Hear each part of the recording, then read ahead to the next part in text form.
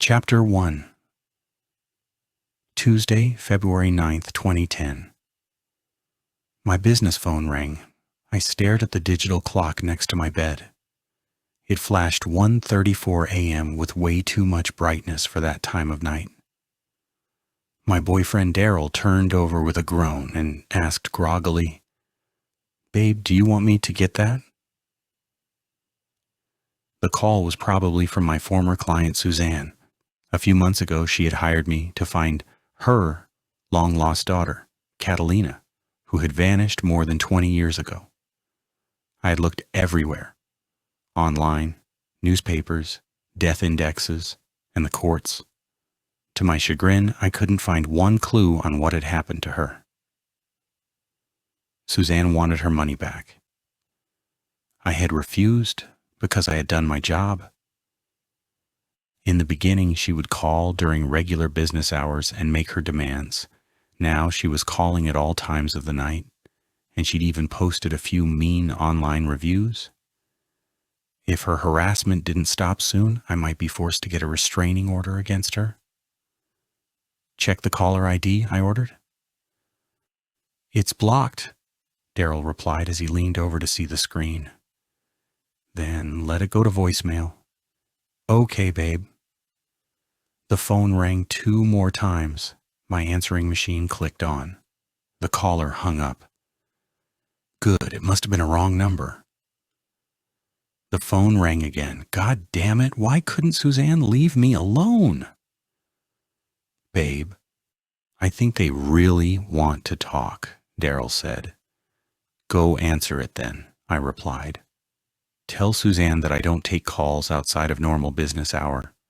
No, better yet, tell her I'm not here, that I'm out of town or something." Daryl nodded. He picked up the phone and mumbled, "Hello?"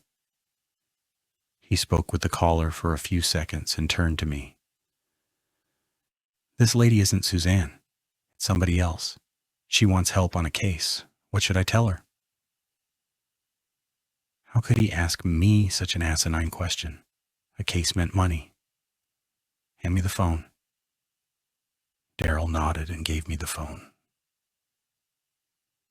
I cleared my voice as I switched on a small lamp next to my bed. "This is Erika Mudrose speaking. How can I help you?"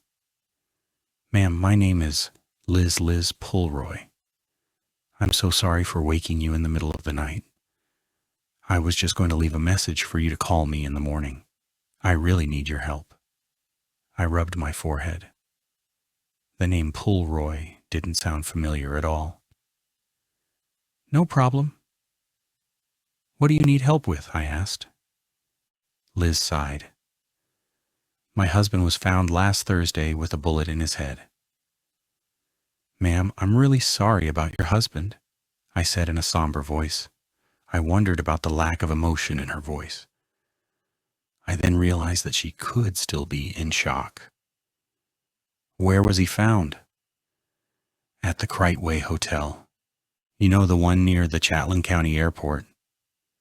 Crichtway hosted lavish events and business conferences. It was built 2 years after Chatham had become California's newest county. Back in the 70s, a coalition of social justice groups decided they wanted to honor the memory of the late civil rights leader Sonia Chatlin, who had been gunned down by her ex-husband during a domestic violence fight. Miss Chatlin was known for her activism in San Joaquin, Santa Clara, and Alameda counties in Northern California. As a result, the coalition placed an initiative on the ballot to take unincorporated portions of these counties so that Chatham County could be formed. A bitter election ensued. The land developers and traditionalists opposed the initiative. They outspent the coalition by more than $1 million. Nonetheless, voters were not persuaded. The initiative overwhelmingly passed by a 2-to-1 margin. "Was your husband there on business?" I asked. "Hell no," Liz answered. "That's where he and his slut girlfriend normally met for their Thursday night dalliance." dalliance? That was so classic a man cheating on his wife. Maybe this was why the woman wasn't too sorry he was dead. Did his girlfriend find him? Nah, it was someone from the hotel staff. His girlfriend wasn't at the hotel when they found your husband? I asked. The phone was silent for a few seconds. I really don't know, Liz finally answered. The police are looking into it. All right, who do you think killed him? Could be the slut, but it might be someone he evicted. Do you and your husband own rental property? I asked. No, we don't have any tenants at all. My husband's a lawyer and he evicts tenants. What's your husband's name? Calvin. Calvin Pulroy? I asked. No, it's Calvin Norwich. I sighed. Calvin Norwich was known as Chatelain County's Eviction Man. Calvin worked for the banks and property owners. He ran a law practice that evicted hundreds of tenants each year. Calvin specialized in evicting former owners of foreclosed properties. I see. Can we meet in the morning? I asked. No, I don't want to wait that long, Liz protested. The police have asked me some really strange questions. I think they may try to blame my husband's murder on me. I need help with clearing my name. I ran my hand over my unruly hair with another sigh. So much for being sorry that she had woken me up. For the police. The spouse is always the first suspect in a murder investigation. There's no way I'd ever kill my husband. He might be a bastard, but killing him just isn't my style. I believe you, I lied. I pulled the receiver away from my mouth as I unsuccessfully tried to stifle a yawn. Recovered, I admonished the woman firmly. But you really should talk to a lawyer about your legal rights. I went to law school, so I know my rights, Liz hissed. You're a lawyer like your husband? I asked. No, never passed the bar. I'm in public relations, work for a nonprofit that helps midlife women in crisis. I reflected. Big murder case. Jealous wife, girlfriend, and evicted tenants. Lots of players. On top of this, the wife works for a nonprofit. Maybe I could make some money and do some good. Where do you want to meet? I asked.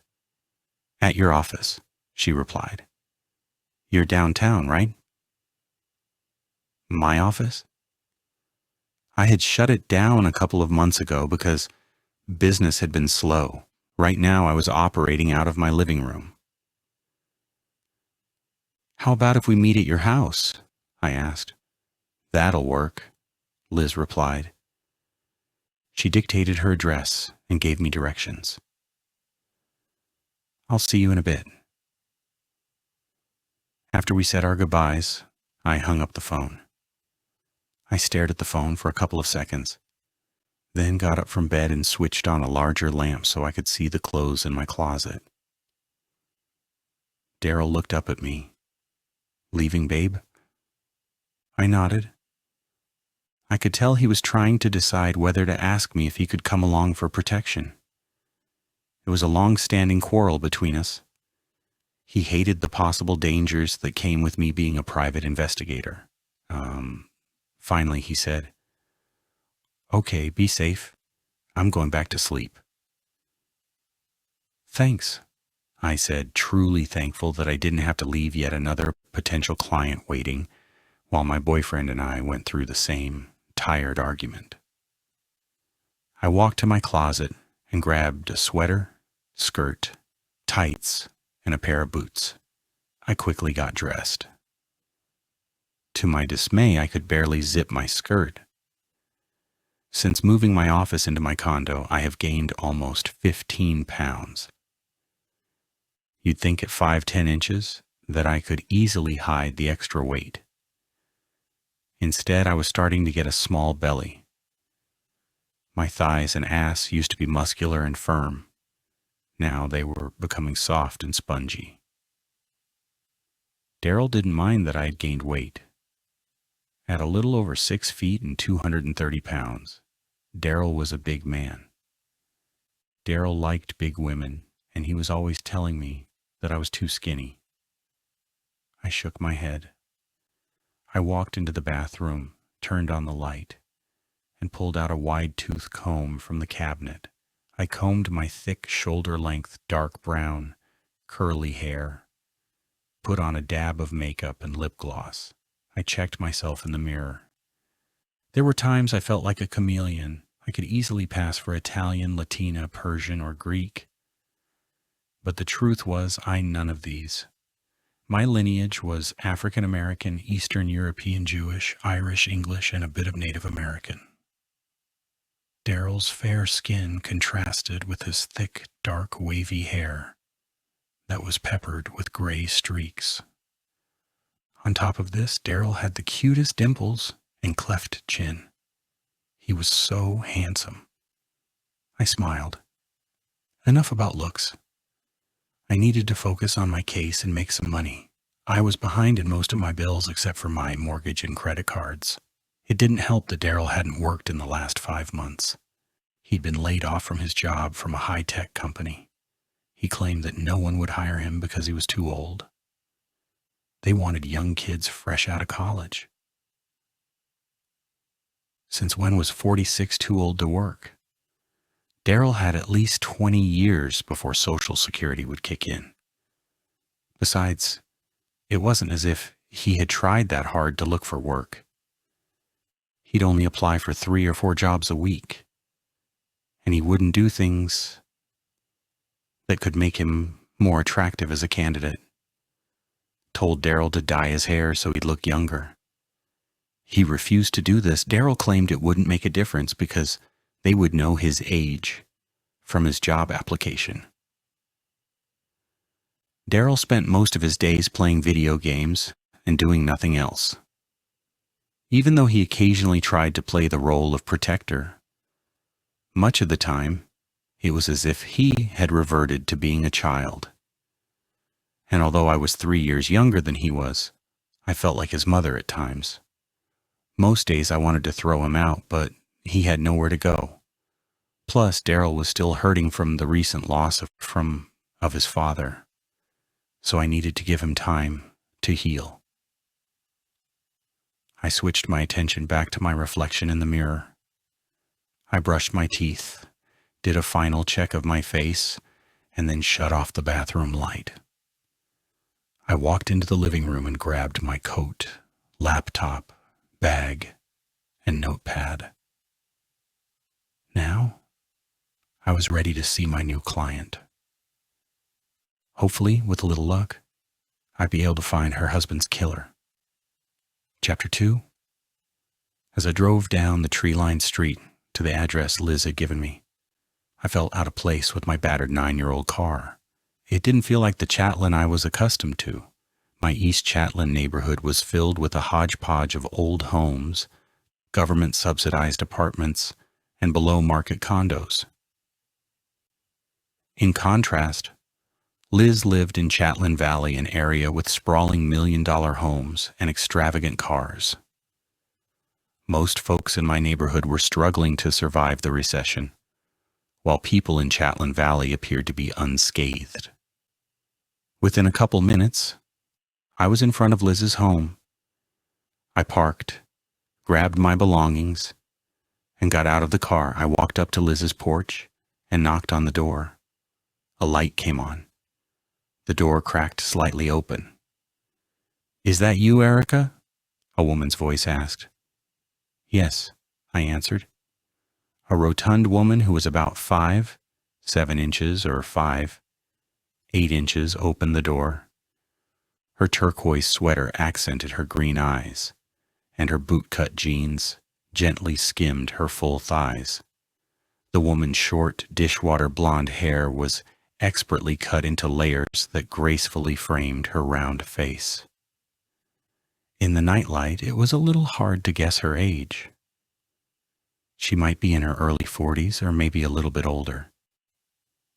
The woman smiled. "I'm Liz. Come on in." I entered the house and followed Liz into the living room. I had to stop myself from gasping. The living room was bigger than my entire condo. The room was decorated with eclectic pieces of art from Asia, Africa, and South America. The hardwood floor was covered with a large flaming yellow rug with a red stripe down its middle. Liz and I sat down on the expansive red couch. I pulled out my notepad from my bag. "Do you want anything to drink?" Liz asked. "I can get you water, coffee, tea, or hot chocolate." "No, I'm good," I answered. "Liz, I want to express my condolences again over your husband's death." Liz gave me an appreciative look. "Thanks. I'm still in shock. I never expected to lose him this young." "How old was he?" "Calvin was turning 48 this year." I shook my head. "You just never know how much time you have." "You're right." "I still can't believe he's gone." "You mentioned his girlfriend might have killed him." Liz winced. "The slut? Yeah, she could have done it." She nodded firmly as if trying to convince herself. "What's her name?" "Veronica Queenwood." "Do you know how long they've been seeing each other?" "About 6 months, maybe a little longer." "Did your husband have any other affairs?" Liz groaned. "On and off during our marriage. I'd find out and threaten to leave him. He'd be good for a while, and then he'd find someone new." "So why do you think Veronica might be the culprit?" "Because a few days ago she came by the house, claimed Calvin was hers and I needed to let him go." My eyebrows arched. "So what did you tell her?" "I told her to go to hell, and there was no way I'd ever divorce Calvin." I tapped my pen lightly on my notepad. "I'm not an expert on divorce, but my understanding is that in California, spouses don't need permission to divorce. If one wants out, then it's over. You're correct on the law, but Calvin had a lot to lose if he left me." "What do you mean?" Liz rolled her eyes. "Calvin doesn't own a goddamn thing. This house is mine. I own the cars we drive and the building where Calvin has his law office." I look at Liz with a puzzled expression. "On the phone, you told me you worked for a nonprofit. I just assumed that—" Liz interrupted me before I could finish my sentence. "That's a bad assumption. I inherited money from my aunt years ago. Because I invested it well, I really don't have to work. The nonprofit is something I like to do." I sighed. "It's great you have your own money. But Calvin has his own law practice. He's doing evictions. Isn't he doing well? With the recession, Calvin has made a hell of a lot of money. But he's also made a lot of bad investments." "Like losing money in the stock market?" I asked. Liz narrowed her eyes. "Calvin's too stupid to play the market. Instead, he likes to gamble his money away. He's always broke." I looked at Liz directly in the eyes. "Liz, I don't mean to offend you, but I don't understand why you're with him. He's broke and he's a cheater and a gambler. It seems to me that you'd be better off if you'd had divorced him." Liz looked down at the floor and then back up at me. "Well, the thing is that I couldn't leave Calvin because why? Because I'm addicted to him." "Addicted how?" Liz's face turned a bright red. "The sex. It's so good. I mean, Calvin knew how to please me. I mean, really please me. He could make me climax. You know, not just once, but over and over. And I'm not just talking about multiple orgasms, but double digits. Double-digit orgasms. I couldn't even phantom that. Daryl was good, but he wasn't that good." "So, you stayed him because of sex? But he's a cheater." "Erika, I have an incredibility high sex drive, and I need someone who can meet my desires and needs. Before I met Calvin, no one else could satisfy me, and I mean no one. After Calvin and I started dating, I knew that he was the one. I just had to have him, and the more I had him, the more I wanted him. And what about the cheating? I asked. That didn't happen until we were married. I wanted to leave Calvin, but I couldn't. I was just too addicted to him. I needed him like a crackhead needs cocaine. Calvin was my drug of choice. And you never thought that there could be someone better than Calvin? You know, someone who'd respect you and give you what you needed? Erika, I'm not a kid. I'm 48 years old. It took me years to find Calvin, and I didn't want to start over for some whimsical fantasy man. My head began to spin. Incredible sex with a lousy jerk. Sounded like a really bad deal. And what if Calvin decided that he didn't want your money anymore and left you? I asked. Liz shook her head. That's not even a possibility. My Calvin had his pride. He knew me that without me, he'd have nothing. And I mean nothing. He'd have nowhere to live and nowhere to practice. Could you imagine what the media say if Chatelain County's Eviction Man became homeless? My God, it'd be so embarrassing. But if Calvin got help for his gambling problem, he could turn his life around, right? I argued. Liz smirked. Are you kidding me? Calvin didn't have that kind of willpower. What if he got money from Veronica, his girlfriend? The slut. She's broke and her house is underwater. So you're saying because Veronica has nothing, Calvin would stay with you? Absolutely. So besides Veronica, is there anyone else who might have killed him? Like I told you on the phone, it could have been one of the tenants he'd evicted. Any recent threats? Liz shrugged her shoulders. None I can recall. But our number is unlisted. Calvin could have gotten calls at his office or on his cell phone. So Calvin never mentioned anything to you? I asked. Liz shook her head. No, he didn't. I took a deep breath and exhaled. Can you tell me where you were when Calvin died? I was at home watching TV. Was anyone here with you? No, it was just me. How long were you at the house by yourself? Got off work around 6, got home around 6:30 or so. Did anyone come by the house? Except for the cops and you. No one else. I sighed. This case was getting worse by the minute. No witnesses to verify Liz's alibi, plus she was sex-crazed and possessive. Is there anything else I should know? Liz looked at me. I know that my case doesn't sound good, but I'm innocent. I never would do anything to hurt my Calvin. Erika, I really need your help. Will you take my case? I couldn't tell if Liz's look was sincere, but even if it weren't, I needed the money. Yes, I'll do it.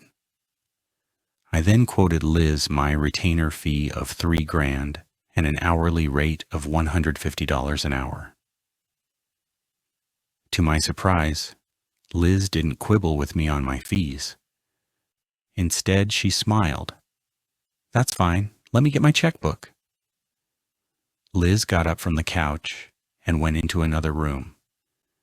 After a couple minutes, she came back with her checkbook. I pulled out my client service agreement from my bag and showed it to her. Liz read the contract and signed it. She then handed me check. So how did you find about me? I asked. Did someone refer you? No, I found you online, Liz answered. I saw you had a law degree. I liked that. Well, I never passed the bar. Neither did I, taken it 18 times. Came close a few times. But I think this time I'm going to pass. taking the bar again at the end of February. Hope you pass. You deserve it. Thanks. Liz smiled. What about you? Are you still trying? No, gave up after my 4th time. Liz frowned. It's too late to sign up for the February bar, but maybe you can sit for the July bar. Maybe I will. I lied. The truth was I had given up dreams of being a lawyer long ago. I was bad at taking tests. I freaked out, and I couldn't manage my time. There was no way I'd ever pass the bar. Hope you take the bar again because we big girls need to stick together, Liz said in an almost bubbly voice. I wanted to wince. Yes, I had gained some weight, but I didn't think of myself as big. Then again, if my newly gained size endeared me to my new client, I needed to use it for my advantage. I feigned a smile and said, Indeed, we do. So what's next? Liz asked. I'll do some checking around. I have a friend at the police department. I'll talk to her. I'll also need to go court and check out your husband's recent eviction cases. What about the slut? She's on the list, I answered. Good, Liz said. Just one other thing. You need to get a lawyer. But if we clear my name... Liz, it'll take some time, I said with soothing voice. Find someone you trust. Is there anyone you can recommend? I shook my head. The good lawyers I knew were with the public defender's office. Because Liz wasn't poor, she wouldn't qualify for their services. But I'm sure if you do some research, you'll find someone good. All right, I'll think about it. Great. I'll give you a status report later on today. I got up from the couch and picked up my bag.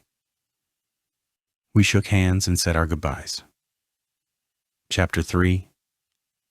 I looked at my watch. It was 8:45 a.m. I was sitting at a small round table at my favorite cafe in Chatlin. Lanita's Nibbles was known for its eclectic mix of hot chocolate, teas, and juices. Unlike other cafes, Lanita's didn't serve coffee. Some people avoided Lanita's because of this fact. Others, like me, enjoyed being surrounded by non-coffee drinkers. When I was 17, I had my first sip of coffee, and I couldn't stand the taste. Plus, it made me woozy. I tried coffee again 2 or 3 more times in college and in law school. My reaction was the same. As a result, I absolutely abhor coffee. I took a sip of my mint soy hot chocolate and a bite of my dark chocolate chip muffin. I smiled. I loved chocolate, and the combination was utterly delicious. I pulled out my laptop from my bag and propped it on the table. I turned it on and logged into Lanita's wireless network. It took about a minute before I was connected to the internet. I did a search and found the county's housing court's website. The housing court exclusively handled unlawful detainers, which was the legal name for evictions. I looked for Calvin's recent cases. Over the past month, Calvin had evicted more than 100 people. Most of the unlawful detainer judgments had been defaults or uncontested evictions.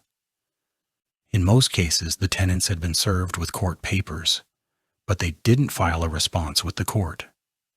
As a result, a default was taken. In 19 cases, the tenants had challenged their unlawful detainers. 16 of the cases had settled with a stipulation for a move-out date. 3 other cases had gone to trial. In one lawsuit, the tenant won.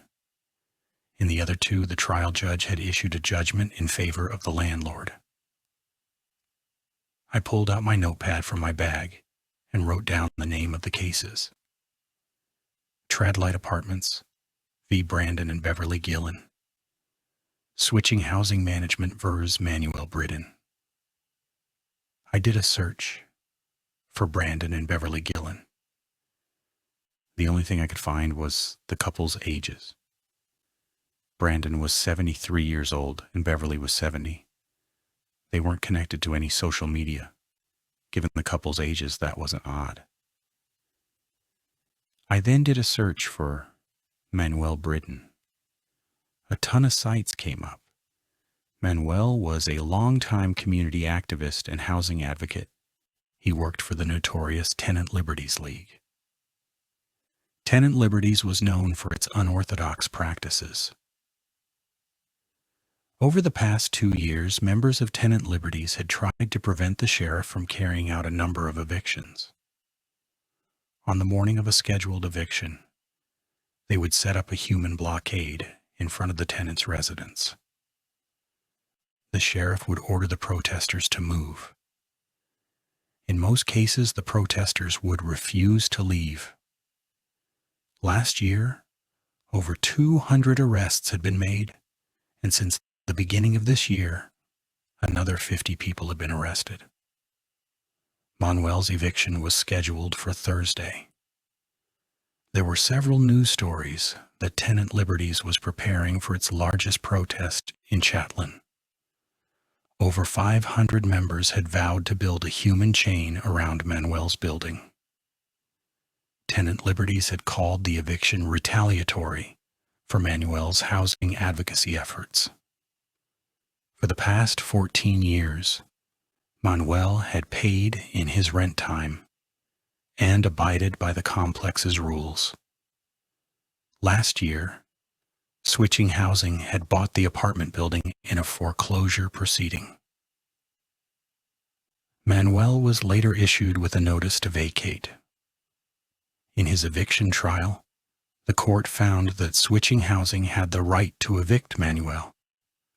Chatelain didn't have a just cause eviction ordinance, and tenants could be evicted for any reason. The court scoffed at Manuel's retaliation claim. Switching Housing argued it was evicting Manuel because it wanted to renovate his apartment. If he were inside the apartment, the renovations couldn't be done. As a result, Switching Housing had no choice but to evict Manuel. Manuel and his group. Tenant Liberties loved publicity. But would Manuel be so bold to kill Calvin a few days before his scheduled eviction? At first glance, it sounded like a stupid move. But then again, perhaps Manuel thought it would bring his case to a higher level. I pulled out of my cell phone from my purse and called my best friend Jane Pinlope. I had known Jane since we were in middle school. For the past 12 years, Jane had worked in the Chatelain Police Department. She was currently a lieutenant in the homicide division. Within a few seconds, she picked up. "Hi, Jane. It's Erika. How are you?" "I'm good," Jane replied. "What's up?" "Have you heard about the murder of Calvin Norwich?" "The eviction lawyer?" "Yeah, my team is working on it. Can't tell you anything because it's confidential." "Any list of suspects?" I asked. "Come on, Erika. You know better than that.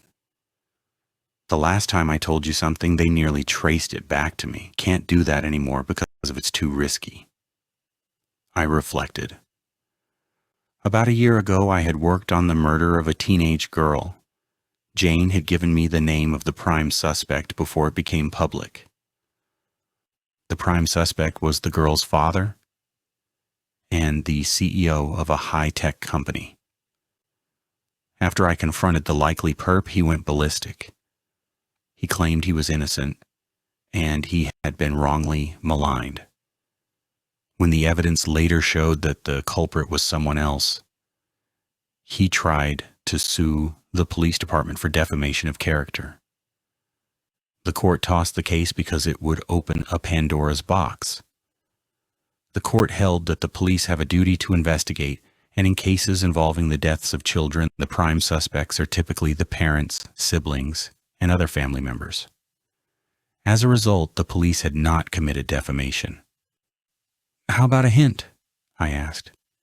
"Sorry, that's not possible," Jane replied. So who are you working for? Jane, if you won't tell me anything, I won't tell you either, I snapped. Erika, if you want to keep your stuff confidential, that's fine with me. I sighed. If you won't tell me anything off the record, can you tell me when a status update will be done? You mean a press conference? Jane asked. Yeah, I replied. Could be today, could be tomorrow. I really don't know. You can check with our public information officer. All right, I will do that. Erika, I really need to get to work. I'll talk to you later. I hit the end button on my phone. The call to Jane had been a waste of time. However, at least because of my research, I now had at least one suspect. I did a search for Tenant Liberty's address. It was a few blocks away. I finished my hot chocolate and muffin. I rubbed my stomach. Now I was ready to take on Manuel and his tenants' rights organization. Chapter 4. Tenant Liberty's was in an old, dilapidated building that had peeling walls and a frayed, stained beige carpet. The doors of its office were wide open. I walked inside. A couple dozen or so folks were milling about. Some were making signs with cardboard and paintbrushes dipped in blue and red paint. The signs read, "Stop unfair evictions, now. Housing should be a right for everyone, not just for the privileged." You know what's immoral? Evicting an innocent tenant? A tall man wearing jeans and a black t-shirt greeted me. He looked like he was in his early 40s. "Can I help you?" he asked. I glanced at the man's muscular arms. They were covered with a slew of tattoos. I then looked back at his face. He had tousled dark brown hair, a matching goatee, and full lips. My heart skipped a beat. There was something about a man in a goatee. It gave him character. On top of this, goatees were downright sexy. "I'm here to see Manuel Britton," I replied. "What's your name?" the man asked. "Erika Mudrose." "Do you have an appointment?" "No, I don't," I answered. "What do you want to talk to Manuel about?" "It's confidential," I replied. "Why?" "I'm looking into something and I need his help." The man peered at me suspiciously. "Are you a cop?" I winced. "No, I'm a private investigator." "What are you investigating?" he asked. "Look, I really don't want to waste your time," I said while glancing at the sign makers. "I just need to talk to Manuel. Can you get him for me?" The man shook his head. "Manuel isn't here." "When do you expect him in?" I asked. The man stroked his goatee. "I really don't know. Manuel may come in later." A chill ran down my spine.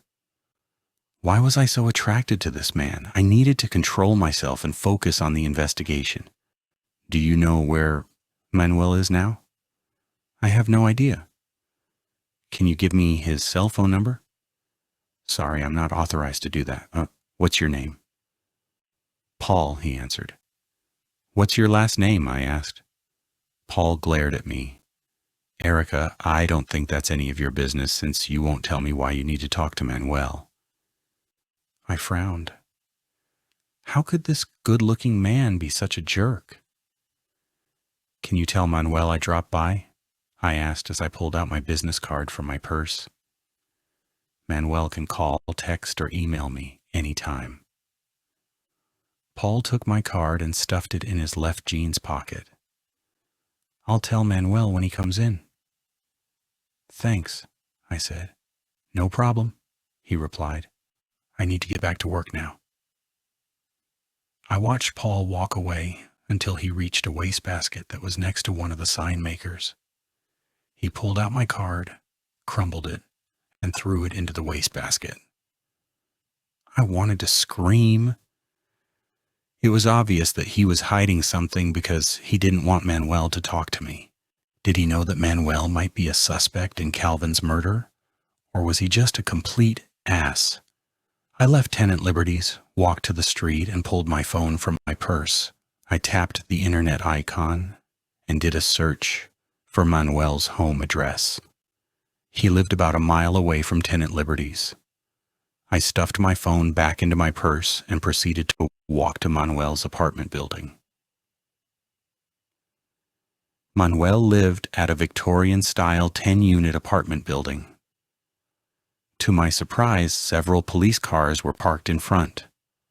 I walked inside. The hallway was painted bright yellow with white accents.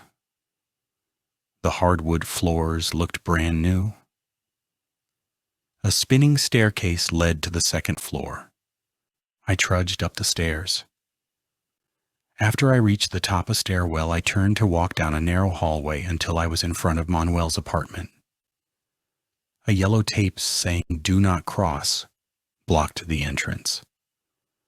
A middle-aged cop was guarding the door.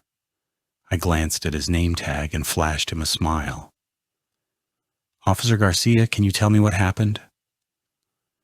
"Ma'am, I'm not at liberty to discuss anything," replied Garcia. "Does this have to do with the eviction of Manuel Britton?" Garcia raised his eyebrows. "Eviction? Aren't you here because Manuel is being evicted?" "Ma'am, I don't know anything about an eviction." "Then why is his apartment being blocked off?" "Who are you?" Garcia asked.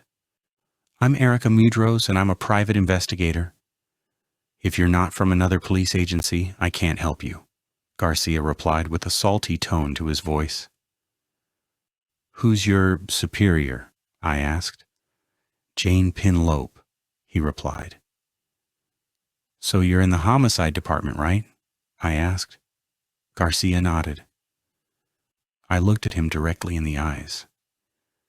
"You're here because Manuel Britton has been murdered, right?" "Ma'am, I can't discuss this with you." "Why not?" I asked. "In a few minutes the media will be here. They'll put it together that Manuel was murdered." Garcia looked down at the floor and then back up. "Look, lady, I don't care about the media. We have protocols, and I can't tell you anything." "But it's true, Manuel was killed, right?" "Lady, I've got nothing to say to you. Are you denying that the investigation involves Manuel?" Officer Garcia glared at me. "Lady, it's not my place to talk about it, so stop harassing me." I frowned. "Fine, I'll get my information from someone else." I turned and pulled out my cell phone from my purse. I could call Jane, but she wouldn't tell me anything either. However, it was obvious from the cops' reactions that Manuel had been murdered. The real question was, who was the perp? Was it Calvin's mistress, or did his wife do it? Or was it that sexy asshole that I had met at Tenant Liberties? Or was it someone else? But why would the perp kill both Calvin and Manuel? They were on opposite ends. Calvin evicted folks, whereas Manuel fought for tenants' rights. It didn't make sense. Or maybe the murders weren't connected at all. It was just happenstance that Calvin and Manuel were both killed. However, my gut told me that there was a connection and that I needed to find it. Chapter 5. I called Liz from my cell phone. After a few rings, she picked up. "Liz, this is Erika," I said, "and I think that Manuel Britton may have been murdered." The phone was silent for a few seconds. "I'm sorry about his death, but I don't know who he is," Liz said with a puzzled voice. "Manuel is a tenants' rights advocate. Your husband had represented his landlord, and the landlord won his case against Manuel. Manuel was scheduled to be evicted later this week." "I don't know anything about that," Liz said. "My husband and I don't discuss his cases." "Do you have any idea why someone would kill both your husband and Manuel?" "No, I don't," Liz answered. "It doesn't make sense. Your husband represented landlords, while Manuel fought for tenants? I really don't understand the connection. Neither do I, Liz replied. But maybe it's coincidental. I stroked my chin. It could be. But you know there's one other thing that's bothering me. What? Liz asked. If your husband is dead, how come folks are still being evicted? Once the court issues an eviction order, no one can stop it. It's an automated process, Liz answered. That makes sense, I reflected. So, have you talked to the slut yet? Liz asked. No, I haven't. She's next on the list. Great. Let me know what she says. I have a meeting in a couple of minutes, so I need to go. After we said our goodbyes, I clicked the end button. I wiped my brow. For Liz not know anything about Manuel was very odd. There were press releases plastered all over the internet about the big protest against Manuel's eviction. On top of this, the eviction was a top news story in Chatlin. You'd think with Liz being in the PR field, she would have read the story. Then again, maybe Liz didn't follow tenants' issues because her husband did evictions. At any rate, I still needed to talk to Calvin's girlfriend, Veronica. Maybe she would yield some real answers? A compact gray American car with dents on its roof was parked in the driveway of Veronica's faded yellow 2-story house. I knocked on the door. I waited for a minute, and no one answered. I knocked a few more times. Who is it?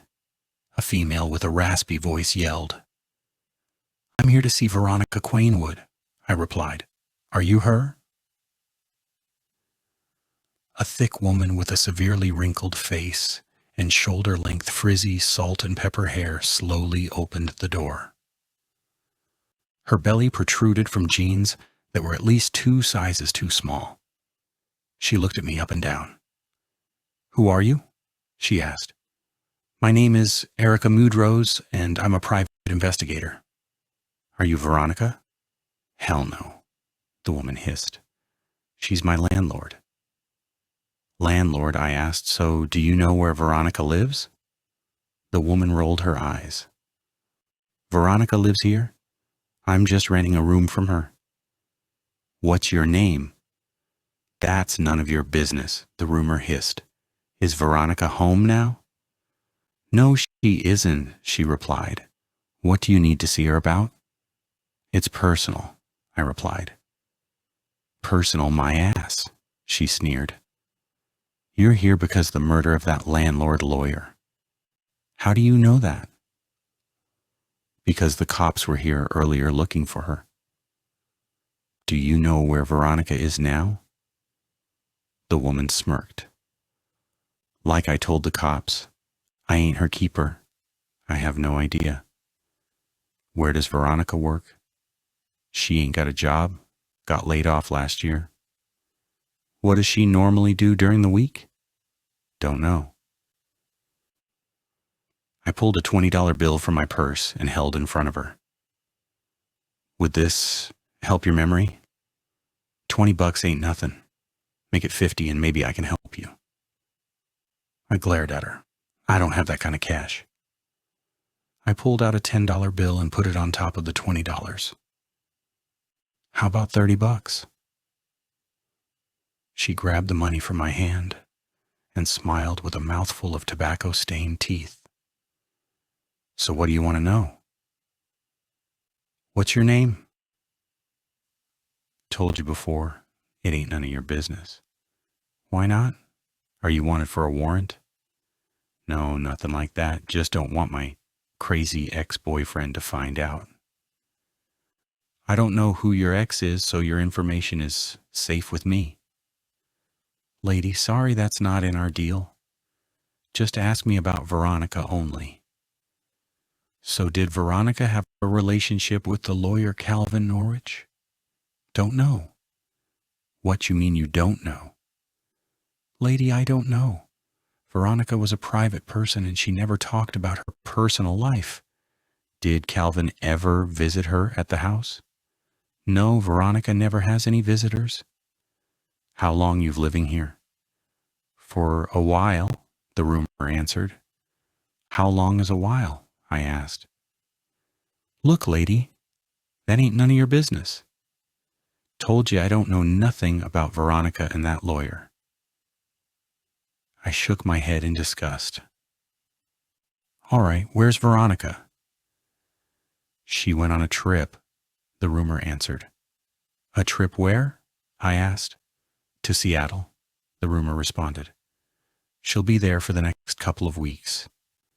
Went there to celebrate her 40th birthday. Wanted to do something special.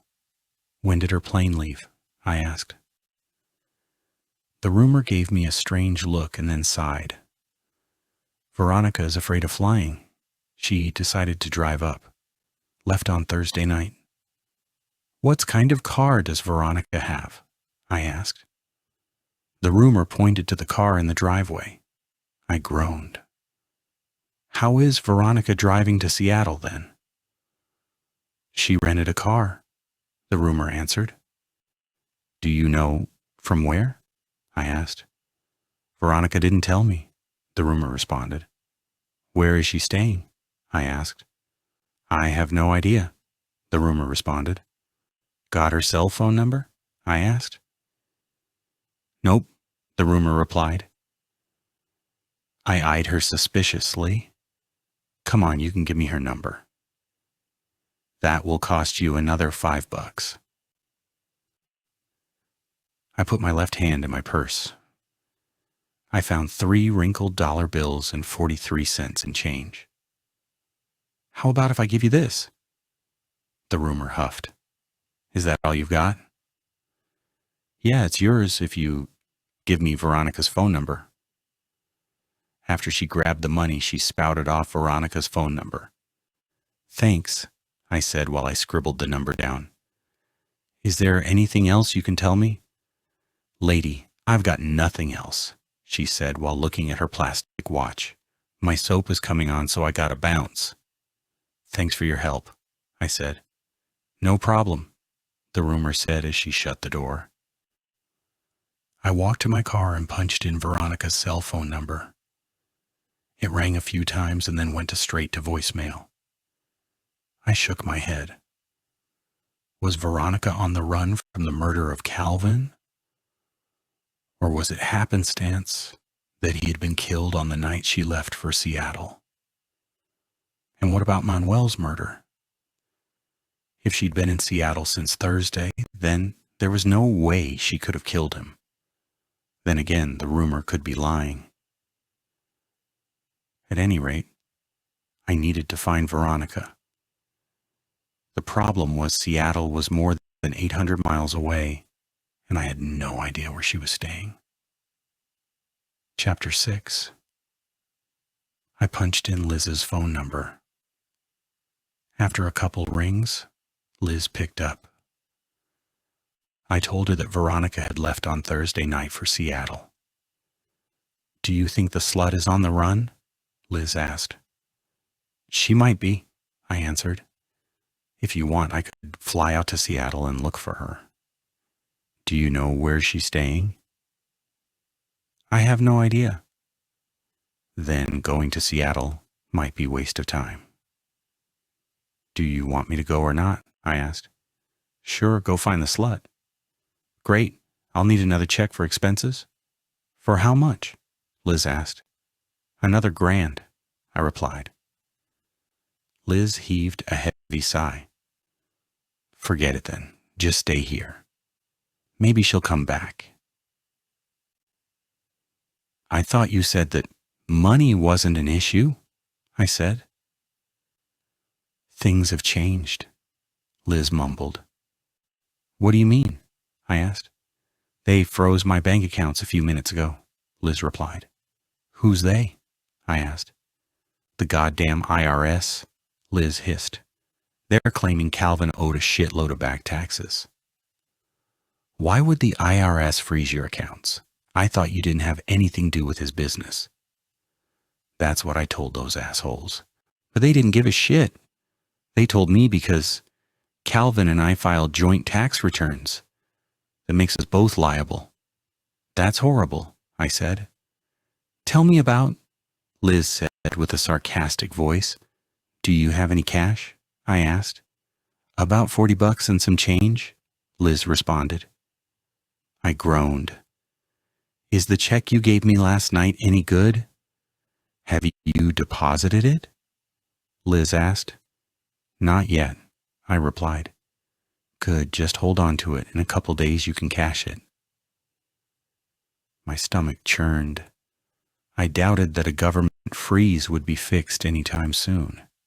How about if I return your check and bill your credit card instead? That won't work because I don't have any credit cards, Liz responded.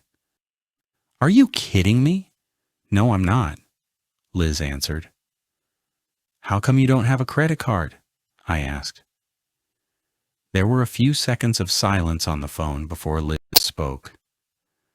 When we had credit, Calvin could blow 10 grand or more during one of his gambling sprees. I canceled all of our cards so I could keep Calvin's gambling in check. I couldn't believe how foolish Liz was. If Daryl had blown even $100 on one of my credit cards, I would have thrown his ass to the curb. Well, that's too bad, I said. Yeah, it is. But I need to tell you something, I said. What? Liz asked.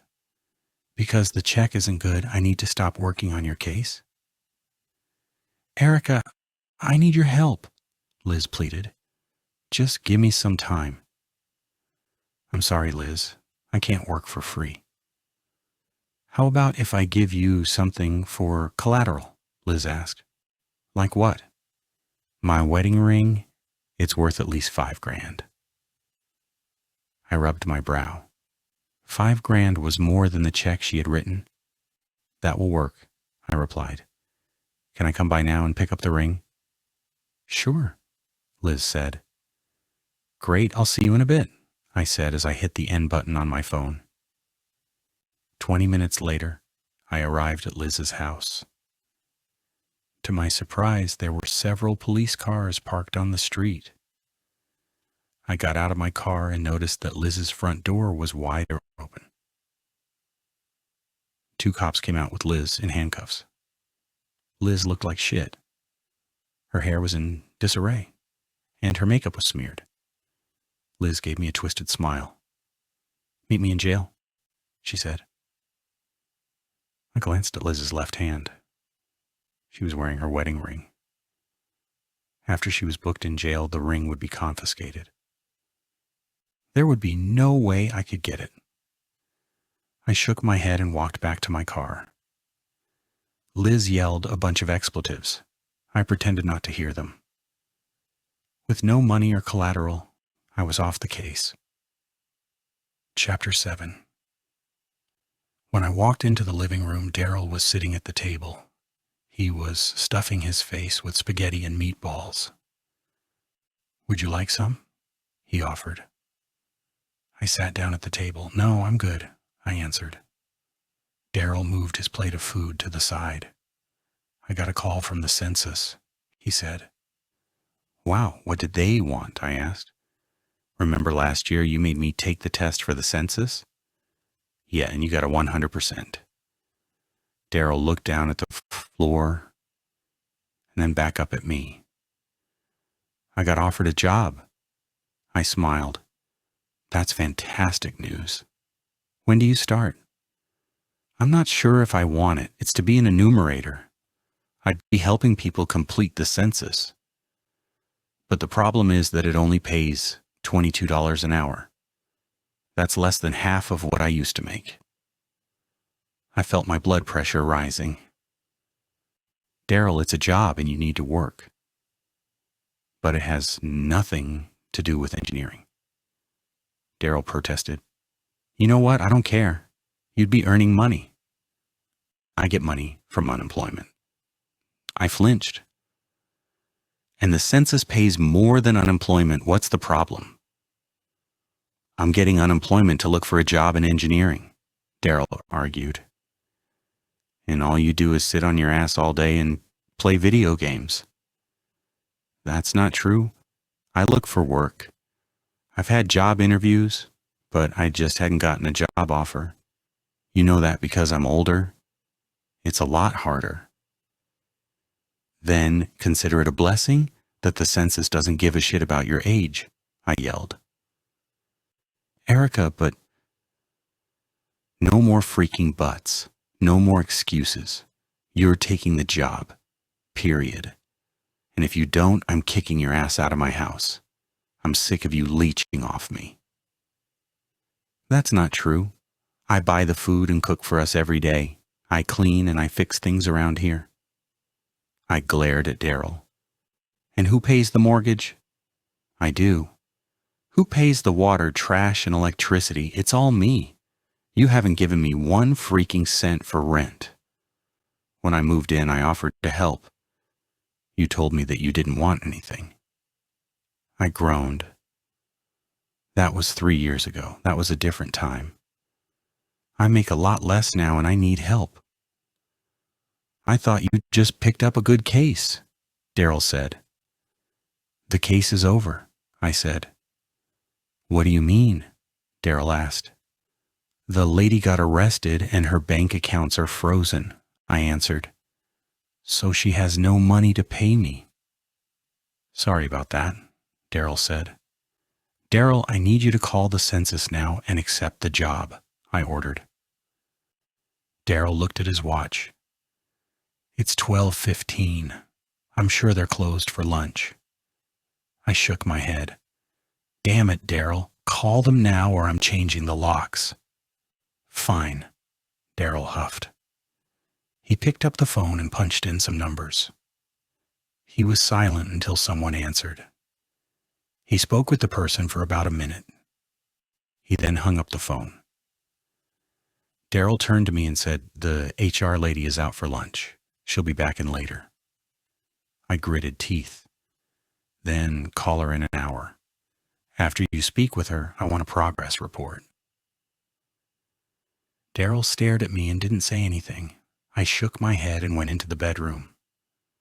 I pulled out my laptop from my bag and turned it on. I went online and checked out my bank balance. It was $1,482.00. I needed $181 more to cover my mortgage. I only had a few days to raise the money. I went back into the living room and turned to Daryl. Do you have $200? I need it for the mortgage. Sorry, babe. I don't have that kind of money. Didn't you just get a check from unemployment? Yeah, but I spent it on my student loans. How could you be 46 years old and have student loans? I screeched. Because you know I went back to school a few years ago and got my master's? That damn master's is useless. Erika, you need to stop being so mean. I glared at Daryl. So how much money do you have? About $30, Daryl answered. Then give me that, I demanded. Sorry, I can't do that. I need it, Daryl answered. Need it for what? I asked. For transportation, Daryl responded.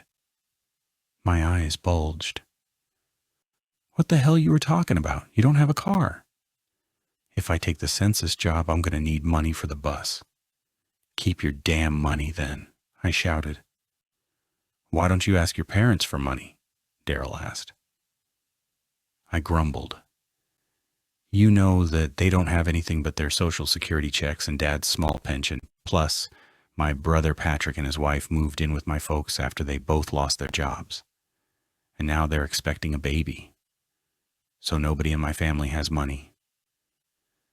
You'd think they would have heard of birth control, Daryl mumbled. I glared at Daryl. You know what? You need to mind your own business. Daryl huffed. You're the one who brought up. I felt the heat, the rising in my face. My family is a closed subject. And if you want to talk about families, let's talk about yours. When your father died, he left you with not 1 cent. In fact, you had to borrow money to pay for the funeral. Being financially irresponsible must be a family trait. Daryl's face turned a bright red. "Don't you ever talk bad about my father," he shouted. "You know that the insurance company refused to cover my mother's medical bills when she died 3 years ago from melanoma. Said that she had a pre-existing condition that she didn't disclose in her insurance application. So Dad lost the house and everything else." "He should have fought the decision," I argued. Daryl looked at me with disbelief. "You know damn well that my father filed several appeals and lost." "He should have taken it to court," I responded. Daryl's nostrils flared.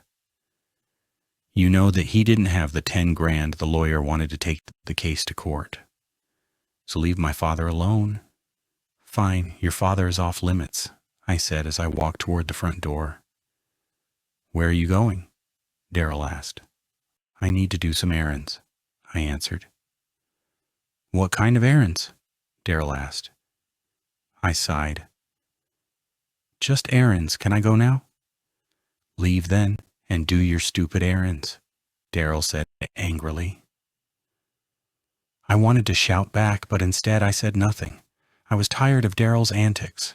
I needed to get out of the house before I exploded. I left the condo and walked to my neighborhood ATM that was in a liquor store. Over the past few months, the ATM and I had become good friends. I stopped counting how many times I had used it for cash advances. Could have been 10 or 20 times, maybe even more. Each time I took out the money, it helped me keep afloat. Paid for the mortgage, paid for the electric bill, and paid for a whole lot of other things as well. I inserted my credit card and hit the button for a cash advance of $200. The machine churned. Nothing came out. I looked at the screen. It read, "Insufficient funds." What the hell? That credit card still had a line of credit of about 4 grand left. It couldn't have been used up. I pulled out my cell phone from my purse and called the card credit company. After a couple minutes, a customer rep came on the line. "There's something wrong with my credit card," I said. "I tried getting a cash advance and the ATM said insufficient funds. That can't be right because I still have credit." "Let me check," the customer rep replied. "Ma'am, your credit limit was reduced. You're $12 over the limit." "What do you mean it's been reduced?" I asked. "I'm current on my payments." "Ma'am, that doesn't matter. It's been reduced based on economic conditions," the customer rep responded. "Economic conditions, that's ridiculous. I've never been late on this credit card," I said. "Ma'am, there's nothing I can do for you. Because your card is over the limit, you'll be charged a penalty." "How can I be charged a penalty?" I asked. "No one told me it was reduced." "Ma'am, we mailed you a letter yesterday," the rep replied. I frowned. "How much is the penalty?" $30, plus we will be raising your interest to 29% per our agreement." "Are you kidding me? I've been a loyal customer for 18 years, and you're raising my interest. How ridiculous." "Ma'am, your only other option is to close the card. That'll keep your interest rate at 6%. I gritted my teeth. "Close the card, then." "Ma'am, I will do that now. Is there anything else I can help you with?" "No," I replied. "Have a good day." Damn it, with no cash advance, I couldn't pay my mortgage. I could lose my place. I needed money, and I wasn't sure how I would get it. Chapter 8. When I got home, Daryl was gone. Good. I didn't want to deal with this crap. I sat down at my living room table and turned on my laptop. I perused the online jobs ads. I needed something that would start immediately and pay right away so I wouldn't be late on my mortgage. I typed in ASAP in the search box. Several ads came up for dog walker. The jobs paid $10 an hour. I wasn't an animal person, but maybe I could fake it. Then again, the dog probably would sense my pretense, so it probably wouldn't work. I checked out some other ads. An egg donation ad promised to pay $7,000. I clicked on the ad. The medical clinic wanted donors to be under the age of 30. Since I was in my 40s, my eggs were way too old. There was a slew of other ads. Most of them required specialized degrees like accounting or engineering. Others wanted experience. I keyed in some other search terms. I found ads to participate in different studies. I skipped over the ones that involved treatment for health conditions. Since I was in good health, there was no point in wasting my time viewing them. There were several ads to watch and rate video games. Since the last time I had played a video game was over 20 years ago, I probably wouldn't qualify. I found an ad to be mock juror. The gig was scheduled for tomorrow, and it offered to pay $90 for an 8-hour day. Not a lot of money, but it was better than nothing. The good thing was that I had met the ad's requirements. I was a U.S. citizen, an adult, and lived in Chatham County. The ad had an online questionnaire. I completed the form and submitted it. If I were lucky, I'd be picked for the gig. I tried a few more job searches and nothing looked interesting. I got up from my chair and walked into the kitchen. I opened the refrigerator. There was leftover grilled lemon chicken, collard greens, and macaroni and cheese. Those were Daryl's specialties, and he knew had to make them just right. I grabbed a plate and utensils from my cupboard. I piled the food on my plate and put it in the microwave. After a few minutes, the food was ready. I took the plate from my microwave and grabbed a bottle of water from my refrigerator. I sat down at my living room table. The food was utterly scrumptious. Maybe I'd keep Daryl after all. The man definitely knew how to cook. I looked at my emails. No new clients. I did a search for the news. The top story in Chatham was the arrest of Liz. She had been charged with the murders of her husband and Manuel. Why would Liz kill them both? Maybe to cover up her husband's murder? Or it could be some other reason. It didn't really matter because I wasn't working on her case anymore. I looked at my watch. It was 1:54 p.m. So far I hadn't made 1 cent. What a wasted day. I checked my emails again. There was one from the jury service. I opened it. The email read, "War. We appreciate your interest in the mock juror position. Since yesterday, we have received more than 200 applications. We have selected the applicants who were best qualified. Regrettably, you were not selected. We wish the best in your job search." 200 applications for a crappy one-day job? God damn it, this job search thing was a lot harder than I thought. I looked at my belongings in the living room. Except for my laptop, everything was old. Who'd want to buy a 15-year-old couch with stains on it? Probably no one. I could try selling my car, but I wasn't ready to give up. I needed my car for my business. My 401k, stocks, and bonds were all gone. Used to them to pay mortgage when business was slow, and now I had nothing. I prided myself on my mortgage on time. But if I were late on my mortgage, the worst thing would happen is that I would hit with a late penalty If things got really bad, I could lose my condo. But a foreclosure took a long time, so maybe I should stop panicking. Then again, the prospect of having a foreclosure on my credit record didn't bode well with me. Plus, if I lost my condo, what if I couldn't find a landlord who'd rent to me? God damn it. I needed to stop thinking about the what-ifs and focus on something positive, like finding new clients or getting a job. I yawned.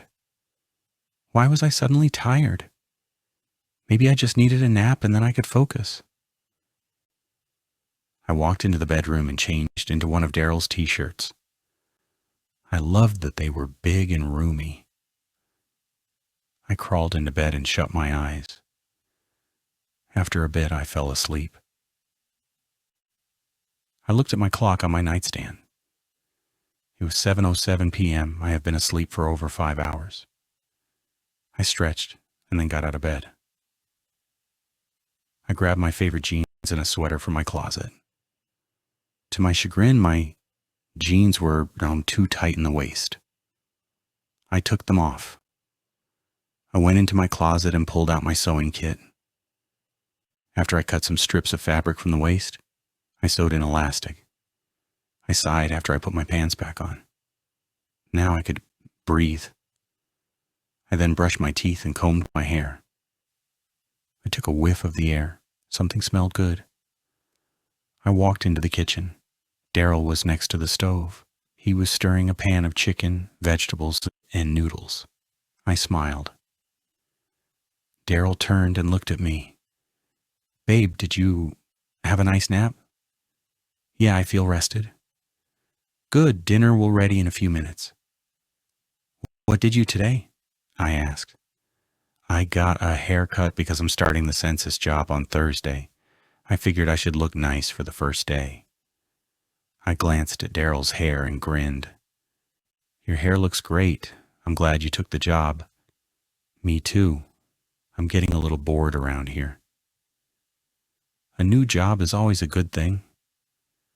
I walked next to Daryl and began rubbing his shoulders and neck. Babe, that feels good, he murmured. Does it? Yeah, real good, Daryl said as he turned. He then kissed me hard on the lips. I kissed him back and began tugging at his clothes. The doorbell rang. Ignore it, I whispered. Daryl nodded as he ran his hands up and down my body. The doorbell rang 2 more times. Babe, they must really want to talk to us.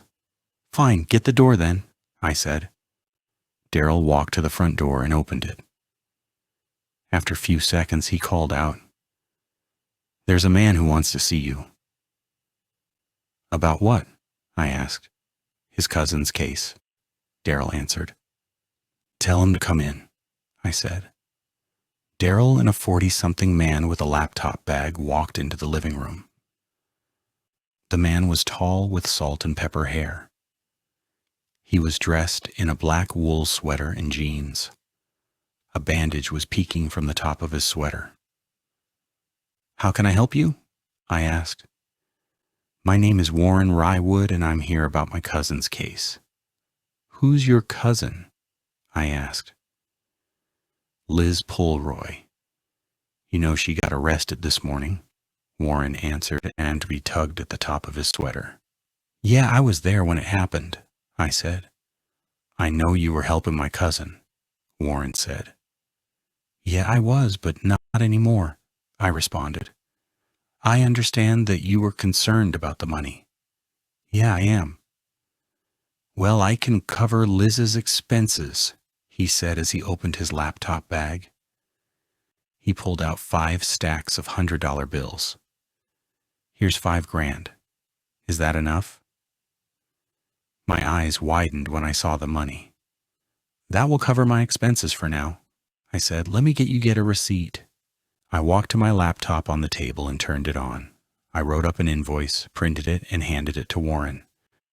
So how did you find my home address? I asked. Went by your old office and found it was closed. Did a little bit online research and found your home address. It wasn't that hard.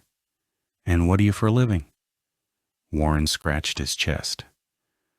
Repossess cars. You know, when folks miss a payment, we track down their cars and repossess them.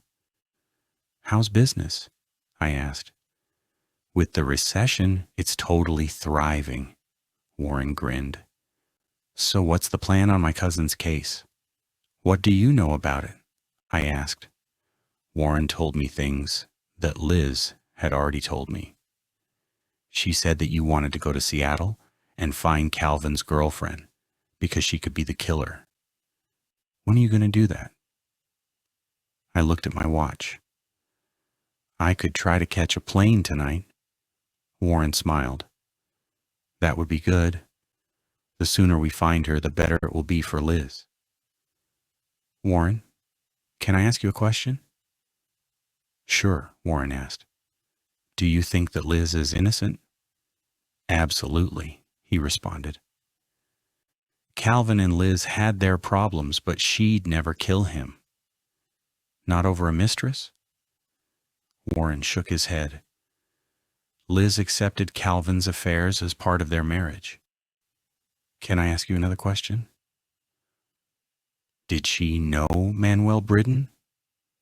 Warren shook his head. I don't know why the police are blaming her for his murder. She had nothing to with it. All right. Can I ask you another question? What? Warren asked. Liz didn't take Calvin's last name when they married, right? That's right. But I don't understand why that'd make a difference. Pulroy is an interesting name. I've never met anyone with that name. Warren smiled. Pulroy is Liz's first husband's name. She kept it. Kept it after the divorce? No, after his death. He died in a motorcycle accident. Motorcycle accident? I asked. A big rig hit his motorcycle. The trucker fell asleep while driving. Liz sued the trucking company and got a huge settlement. Sorry for her loss. Was that before or after her aunt died? Aunt? The only aunt Liz has is my mother, and she's very much alive. I wanted to tell him that Liz had lied about inheriting money from her aunt, but I knew better. Instead, I said, I must have confused Liz with someone else. Sounds like it, Warren replied. Anyway, have you found a lawyer for Liz? I asked. I'm working on it. Should have one soon, he responded as he scratched his bandage. I glanced at Warren. I wanted to ask him why he was scratching so much. Instead, I asked him for his contact information. Warren spouted off his phone number and email address. I then got up from my chair. It was nice meeting you. Same here, he said as he got up from the sofa. Daryl got up also. We escorted Warren to the door. Warren extended his right hand. I took Warren's hand and shook it. I'll let you know what I find in Seattle. Great, Warren said as he turned to exit. Daryl and I said our goodbyes to Warren and shut the door. I turned to Daryl and said, What do you think? Didn't get a good a vibe. Don't like the fact he repossesses cars. Kind of slimy. Plus, what's up with all of his scratching? Maybe he has a nervous tic or something, I responded. Or maybe it has to something with the bandage. Didn't want to ask him because it might have offended him. Yeah, that makes sense, Daryl said. But at least I got paid. So now I can work, I said. When are you leaving for Seattle? Daryl asked. In a bit, I answered. I just need to go to the bank and deposit the money. I'll be back in about 15 minutes. Daryl looked directly into my eyes. The bank can wait. I looked back at him and whispered, You really think so? Babe, yeah, it can, Daryl whispered back. Akish. I smiled as Daryl gently grabbed my hand and pointed to our bedroom's door. Chapter 9. Wednesday, February 10th, 2010, 10:24 a.m. The rain was pounding outside my hotel room window in downtown Seattle. I turned on the light and grabbed my phone from the night table. I turned on the TV and watched the news. There was nothing, which would help me find Veronica. Just a couple of local fires and a gang-related shooting. I booted up my laptop and did a search for Veronica Quainwood on various social media sites. She wasn't on anything. Damn it. Finding out where Veronica celebrated her 40th birthday was going to be a lot harder than I thought.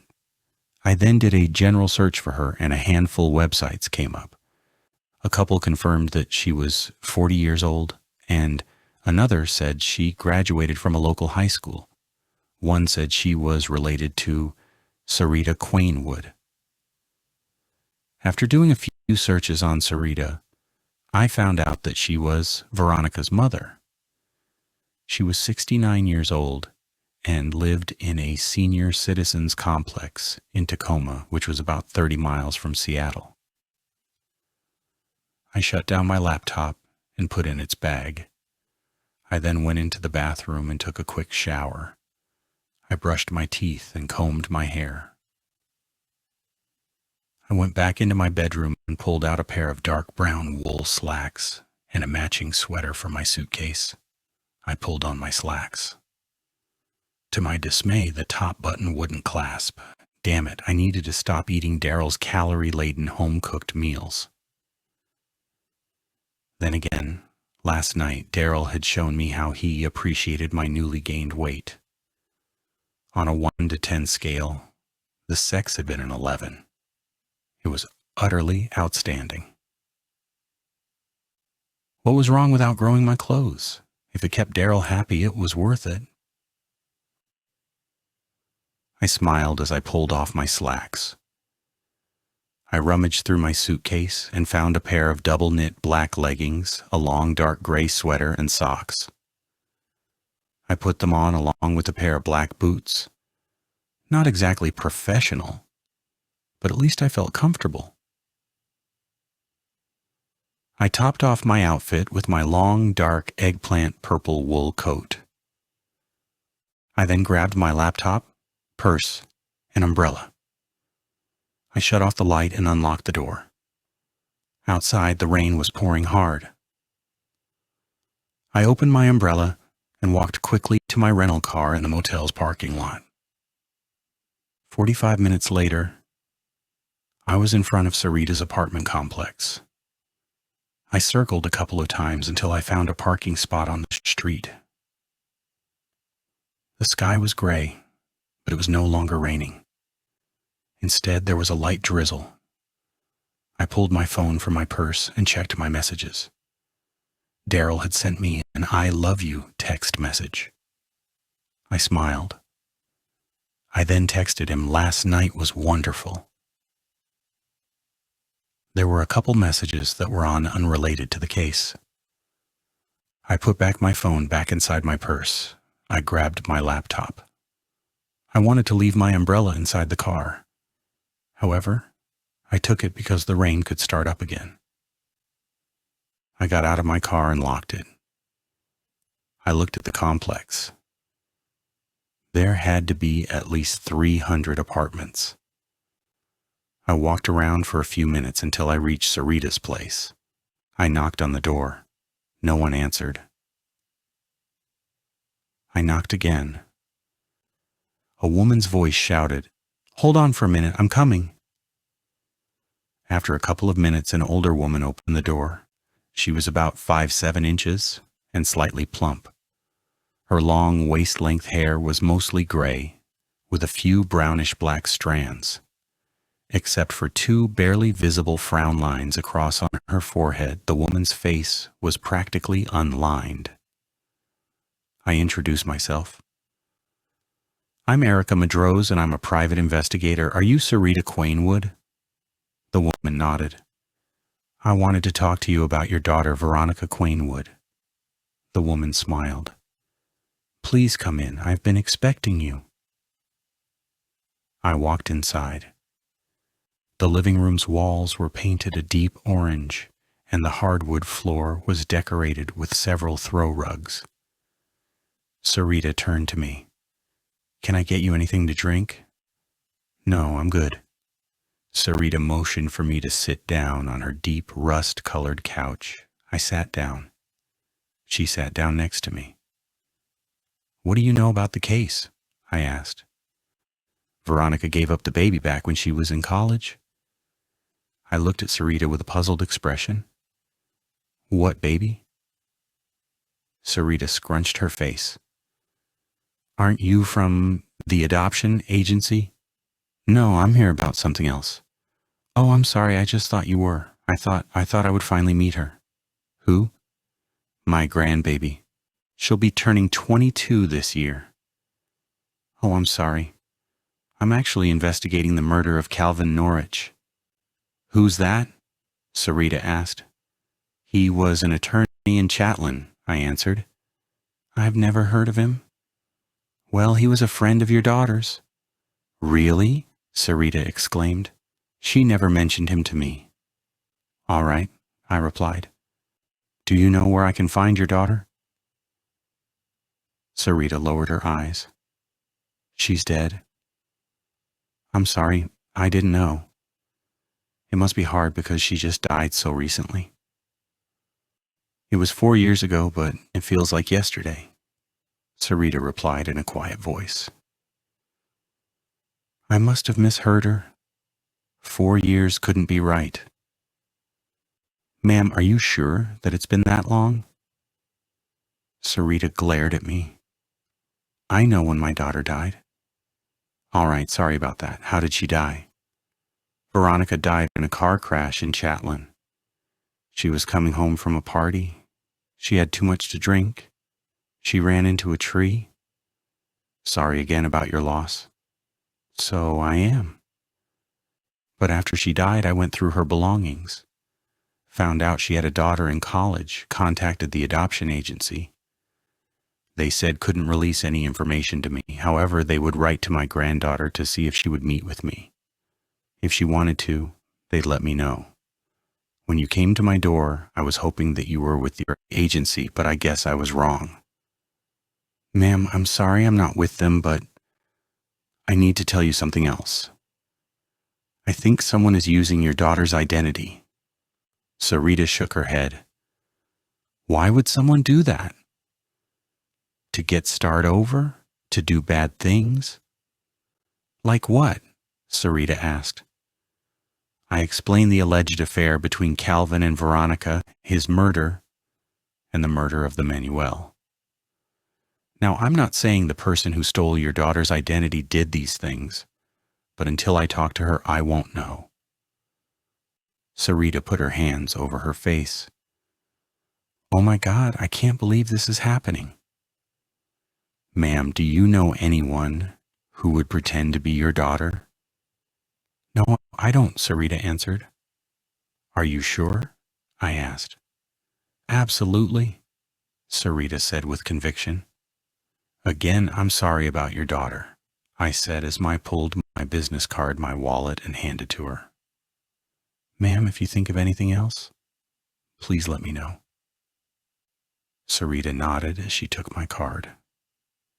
We then said our goodbyes. I walked back to my car. I sighed. Why would someone impersonate Veronica? Did Calvin know her real name, and what about Veronica's renter? Did she know the truth? If she had, why did she tell me that Veronica was in Seattle? Was it some sort of trick? After I checked out of my hotel, I would be flying back to Chatelain. When I got there, my next stop would be to see Veronica's renter. Hopefully, with a little monetary persuasion, she'd give me some real answers. Chapter 10. Thursday, February 11th, 2010, 2:23 p.m. When I arrived at Veronica's house mid-afternoon, the driveway was vacant. I walked up to the door and knocked several times. There was no answer. Damn it, I needed to see Veronica's renter. Where was she? She could be at work, at a park, or somewhere else. The problem was I had no idea what the name of the renter was, so there was no way I could locate her. I walked around to the side of the house. There was a small window about 6 feet above the ground. The window had no curtains or blinds. I got up on my tippy toes and looked inside. To my dismay, the house was completely vacant. No furniture, no appliances, nothing at all. Where did Veronica and her renter go? I felt a tap on my shoulder. I turned around and saw a slender man with a receding hairline. He was about my height and in his late 30s. He wasn't handsome, but he wasn't ugly either. "Why are you peeking into the house?" he asked. "I'm Erika Mudrose, and I'm a private investigator. I was trying to find somebody." The man's thin eyebrows arched. "Private investigator? What are you investigating?" "The murder of Calvin Norwich," I replied in a matter-of-fact tone. Calvin Norwich. He was that big-time eviction lawyer. Thought they said his wife did it.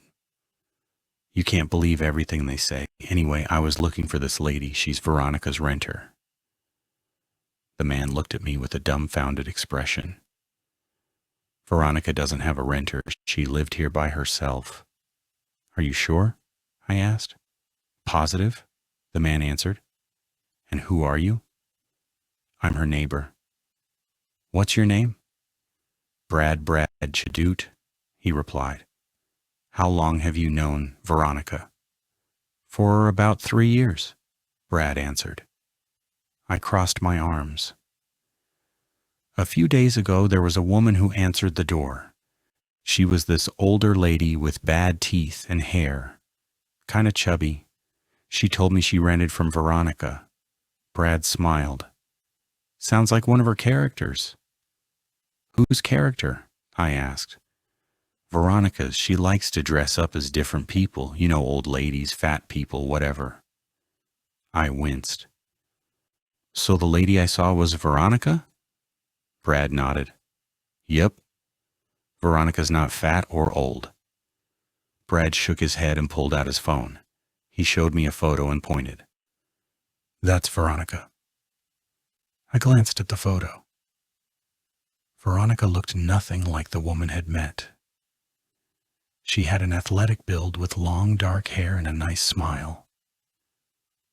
"When was this photo taken?" I asked. "A few months ago," Brad answered. "But when Veronica puts on old lady makeup and a fat suit, she looks totally different." "Is Veronica an actress?" I asked. "That's what she wanted to be when she was younger. Never made it in the movies or anything like that. It was just a little hobby for her." "That's interesting. What did Veronica do professionally?" "I think she does marketing." "Where?" I asked. "She's been out of work for a while. She was hoping to get this one job, but it fell through." "Are you and Veronica good friends?" "Friends? Yeah, you could say that." "Do you two have a relationship?" Brad shook his head. "Me and Veronica? That would never happen." "And why not?" Brad gave me an annoyed look. "Because I'm not into women." "Sorry for the inference," I said in a sheepish voice. "No worries," Brad responded. "Brad, did Veronica tell you who she was dating?" I asked. "Veronica was terrible with men, always picking the wrong dude. There was the fat guy who was cheap. He used to split the bill with her and make her pay half, even though he would eat twice as much as her. And then there was the good-looking dude who would floss his teeth at the restaurant table. Poor girl." "Did Veronica tell you that she was seeing Calvin Norwich?" "Who told you that crap?" "His wife," I answered. "She's full of it. Veronica was a good girl. She didn't sleep with married men." And you're sure she never told you about Calvin? Not one word, Brad answered. Brad, I need to tell you something. What? Veronica is dead? Brad's face turned gray. Veronica's dead? Oh my God, I just saw her this morning. She was moving. Moving where? Don't know. She didn't tell me. How did Veronica die? In a car accident, I replied. When this happened? Brad asked. 4 years ago, I answered. Brad's face became twisted. Are you kidding me? That's impossible. I told you I just saw her. Someone stole the real Veronica's identity and has been pretending to be her for all these years. That's horrible, Brad said with disdain in his voice. So, do you know what her real name was? I asked. Brad shook his head. Nope, I've always known her as Veronica. Are you sure? I asked. 100%, Brad replied. Do you think that the lady could have killed Calvin Norwich? I asked. The Veronica that I knew was kind and sweet. If she stole an identity, so what? That doesn't make her a killer. Are you sure? I asked. Thieves and killers are of different breeds, Brad replied. If that's the case, why would Veronica suddenly disappear after Calvin was murdered? I asked. Because her house was in foreclosure, Brad answered. She got a sheriff's notice and they were coming out later tomorrow to lock her out, so she moved. I raised my eyebrows. Foreclosure? Was Calvin Norwich the lawyer for the bank? Don't know, Brad answered. I pulled a $20 bill from my purse and waved it at Brad. Can you tell me where Veronica is? Brad glared at me. Look, lady, told you before I don't know. I could take your money and lie, but that wouldn't be right. I put my money back into my purse, pulled out my business card, and handed it to Brad. If you hear from Veronica, let me know. Brad nodded. I doubt I will, but if I do, I will tell her that you dropped by, but like I said before, Veronica is innocent. She didn't do it. After I said goodbye, I turned and walked back to my car. I wasn't so sure Brad was right about Veronica's innocence. With the foreclosure, she certainly had motive. But when I had looked at the court docket online, I didn't remember seeing Veronica's name. Maybe I had missed it for some reason, or the case was under her real name. I needed to find something that linked Veronica to the crime. I then had a terrible thought. If Veronica hadn't killed Calvin, my client had to be the perp. Chapter 11. When I arrived at the housing court, the clerk's office was filled with all kinds of people. The lawyers were easy to spot. Most wore standard suit attire coupled with a briefcase. Next to the wall were a dozen or so computer terminals that contained the county's evictions. I did a search for Veronica's name. Nothing came up. That meant the eviction had to be filed under someone else's name. Unfortunately, the computer wouldn't let me search by address. I pulled out my phone from my purse and did a search for the county recorder's number. I clicked the link to the number. After a few seconds, I was connected to a female clerk with a squeaky voice. I asked her for the name of the owner for Veronica's address.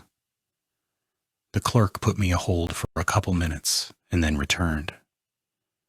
She told me that Samantha Codflint was the owner.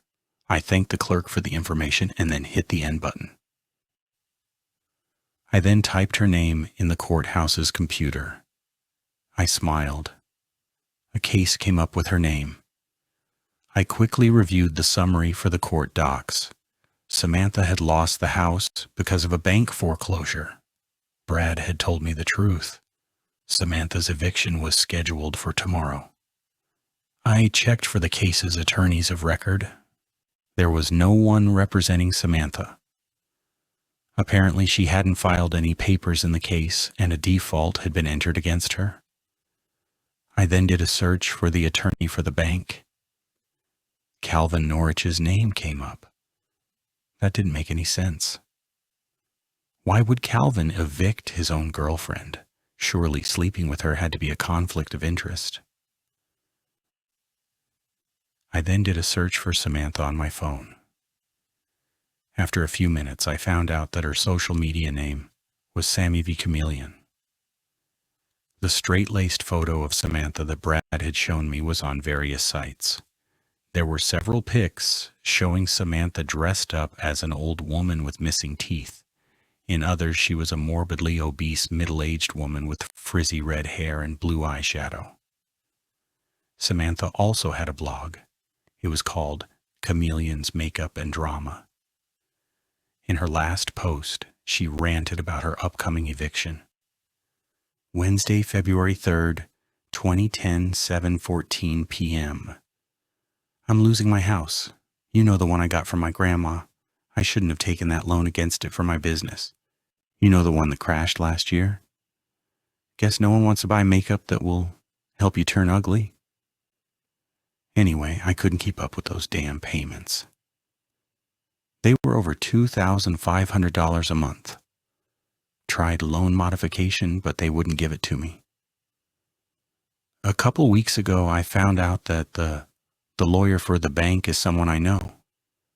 We're really close, you know, like personally and other things. But I can't talk to him because he thinks I'm someone else. That's the problem with being a chameleon.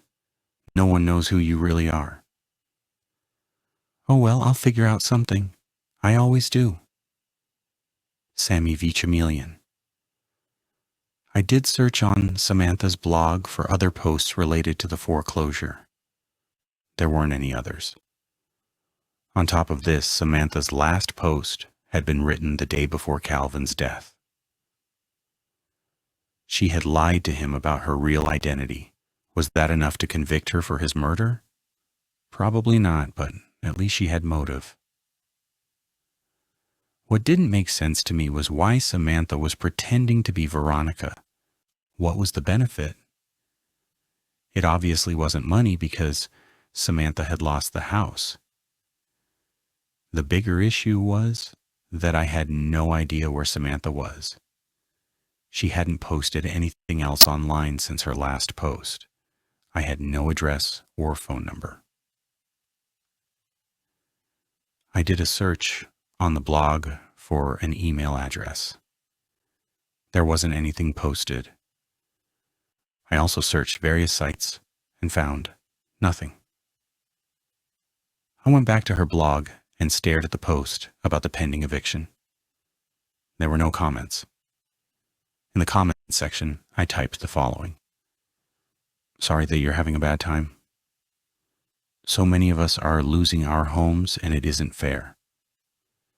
Hope you were able to do something to keep your house or find something new. Let us know what happened. Take care of yourself. I then hit the submit button. Hopefully she would read my comment and respond. If not, there had to be another way to find her. My next stop would be the county criminal courthouse. With Samantha's affinity for changing her appearance and stealing IDs, I might find something on her. Chapter 12. The county's criminal courthouse was inside an old brick building. Unlike the housing court, it didn't have any computer terminals, nor did it have a general index for criminal defendants. Instead, you had to request microfiche for each year that you wanted to review. I filled out a form and handed it to a 20-something female clerk with slicked-back strawberry blonde hair. The clerk took the form and retrieved the microfiche for me. "Is there anything else I can help you with?" she asked. "No, that's it," I replied. I took the microfiche and walked over to the microfiche reader machine. I inserted the list of cases for this year and I found nothing under Samantha's name. I then inserted other microfiche. For the preceding 10 years, I found one case. I pulled out my notepad and pen from my computer bag and wrote down the case number. I gathered the microfiche, my belongings, and walked to the table that had the forms for case file requests. I quickly completed the form and then walked back up to the clerk. I handed the clerk the microfiche files. I found a case that I'd like to see. Here's the form. The clerk nodded and took the form. I waited for a few minutes until she came back with the file and handed it to me. I walked to an empty table and sat down. I opened the case file and saw a mugshot of a slightly younger Samantha with long dark hair. In April 2007, she had been charged with felony assault along with impersonating an attorney. According to the police report, she'd been shopping downtown at the renowned Qualip's Clothing and More. When she tried to purchase a $300 dress with a credit card, her transaction was declined. After Samantha claimed her credit card was good, the owner ran her card again. It was again denied. Samantha became indigent. She said she was a lawyer and threatened to sue the owner for having a faulty credit card machine, which caused her undue distress. The owner demanded that Samantha leave. She refused. Samantha grabbed the dress from the counter. The owner told her to put down the dress. Samantha ignored the owner's request. Instead, she walked into the dressing room and changed into the dress. The owner demanded she take the dress off. Samantha told the owner to stop harassing her. The owner then walked up to Samantha and tried to pull off the dress off her. Samantha punched the owner in the face. The owner scurried away with blood dripping from her mouth. She then called the police. Samantha was later arrested and taken to the women's jail. Because Samantha was low income, her case was assigned to the county's public defender. They were able to work out a deal with the DA's office. The DA agreed to reduce the felony assault charge to misdemeanor assault and drop the charge of impersonating an attorney. Samantha was sentenced to 12 days in county jail, 100 hours of community service, and 3 years of probation. I flipped through the other pages of the file. There was pending petition for expungement because Samantha had successfully completed her jail sentence, probation, and community service. There was also a letter from the probation office. The letter noted that she had successfully her community service with tenant liberties. My eyes glommed on the word tenant liberties. Manuel was the leader of tenant liberties, and Samantha had performed her community service for his organization.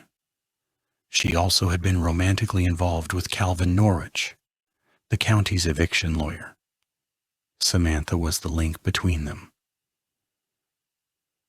However, a mere connection didn't mean that Samantha had killed them. But it was the best evidence I had so far, and maybe it would lead to something more. I walked back to the clerk's desk, handed her the file, and asked her to make a copy of probation's letter. After a couple minutes, the clerk returned with the copy. I thanked her for her time. I then opened my bag and carefully placed the letter inside. I checked my phone for emails and messages. No one had called me. The only emails were ads for things that I didn't need. I tapped the internet icon and went to Samantha's blog. To my chagrin, she hadn't responded to my post, so I still had no idea where she was. My next stop would be tenant liberties. Perhaps I would find out more about Samantha's connection to them. When I arrived at Tenant Liberties, it had a sign on its glass door saying, "Closed for funeral. Will reopen tomorrow." I pulled out my phone from my bag and did a search. After a couple of clicks, I found that the funeral was being held at Elizabeth Cemetery, 5 p.m. in downtown Chatelain. I looked at my watch. It was 5:13 p.m. The cemetery was just a few blocks away, so I'd be a tad late. I glanced down at my gray sweater, black leggings, and knee-high black boots. Not exactly funeral attire. However, I doubted that Manuel's supporters would care about my clothes, and if they did, it was too late to change into anything. I got into my car and drove down Main Street for a couple miles until I reached the cemetery. To my surprise, the parking lot was packed. After circling the parking lot a couple of times, I finally found a parking space.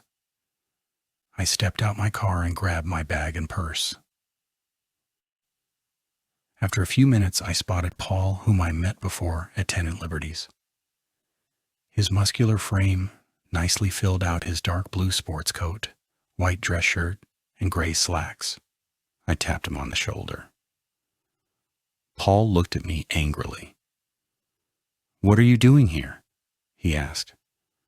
"I wanted to pay my respects," I lied. "You didn't even know him," Paul snapped. "I admired the work he did," I replied with a straight face. "Are you a tenant?" Paul asked. "No," I answered. "Then you shouldn't be here," he scoffed. "This is for tenants only." "Look, Paul, I'm not the enemy," I pleaded. "The only thing I own is a condo that I live in, and that's it." "But you're working for that landlord's lawyer's wife, right? So that makes you the same." "Get out," Paul demanded. "I just need to ask you a question." Paul shook his head. "No questions." "Just a minute of your time," I implored. "This is a private event. If you don't leave, I'm calling the cops." "Go ahead. I'll tell them to arrest you for the murder of Manuel and Calvin." "Are you out of your mind?" Paul hissed. "Your client did it. End of story. If you're so sure, then meet me after the funeral ends." Paul glared at me. "I need to go to the reception after this." "You know what? I don't have time to wait. Meet me after the funeral or your ass will be jail." Paul's face became twisted. "Where do you want to meet?" "On the corner by the bus stop. Text me when the funeral is over," I said as I pulled my business card in my purse. I handed my card to Paul. "This time, don't throw it away." Paul stared at my card and stuffed it in his coat's right pocket. "Gotta go now?" I nodded. I turned around to see if I knew anyone else. Not one person.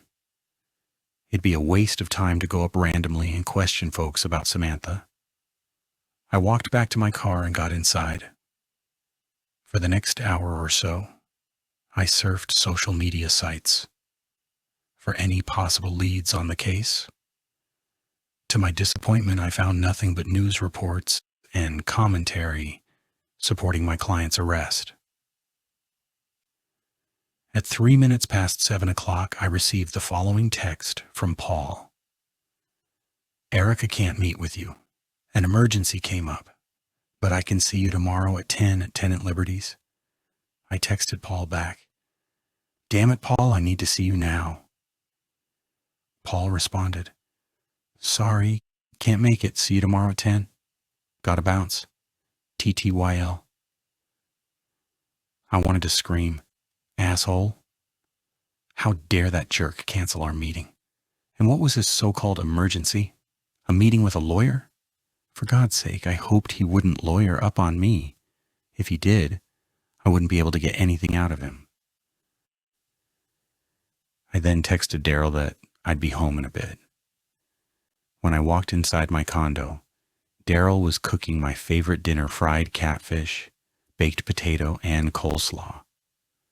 I smiled as I inhaled its tantalizing aroma. I pecked Daryl on the lips. "How was your first day of work?" I asked. Daryl grinned. "It was great.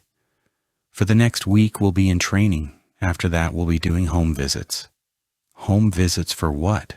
I asked. To remind people to fill out their census. We want to make sure that everyone completes it. That's interesting, I said. Yeah, it is, Daryl replied. What's even better is that there are all of kinds of people working there. The team lead is a retired doctor. There are a couple of laid-off engineers like me. One is my age, and the other is a little bit older. And there's a young lawyer. Passed the bar a year ago, but couldn't find a job in law. So she decided to give the census job a try. There's also a few laid-off teachers and some other folks. Babo, it's a really interesting mix. Sounds like a great place to work. Yeah, it's good so far, Daryl said while flipping over the catfish in the frying pan. I'm glad that I'm working. I smiled. So am I. So how's your case going? I related to Daryl what I had found. Daryl's eyes widened. Babe, your prime suspect is an imposter? I nodded. But I don't know where she is. She hasn't responded to my blog post, and I need to find out more about her connection to tenant liberties. Aren't you going back to tenant liberties tomorrow? I nodded.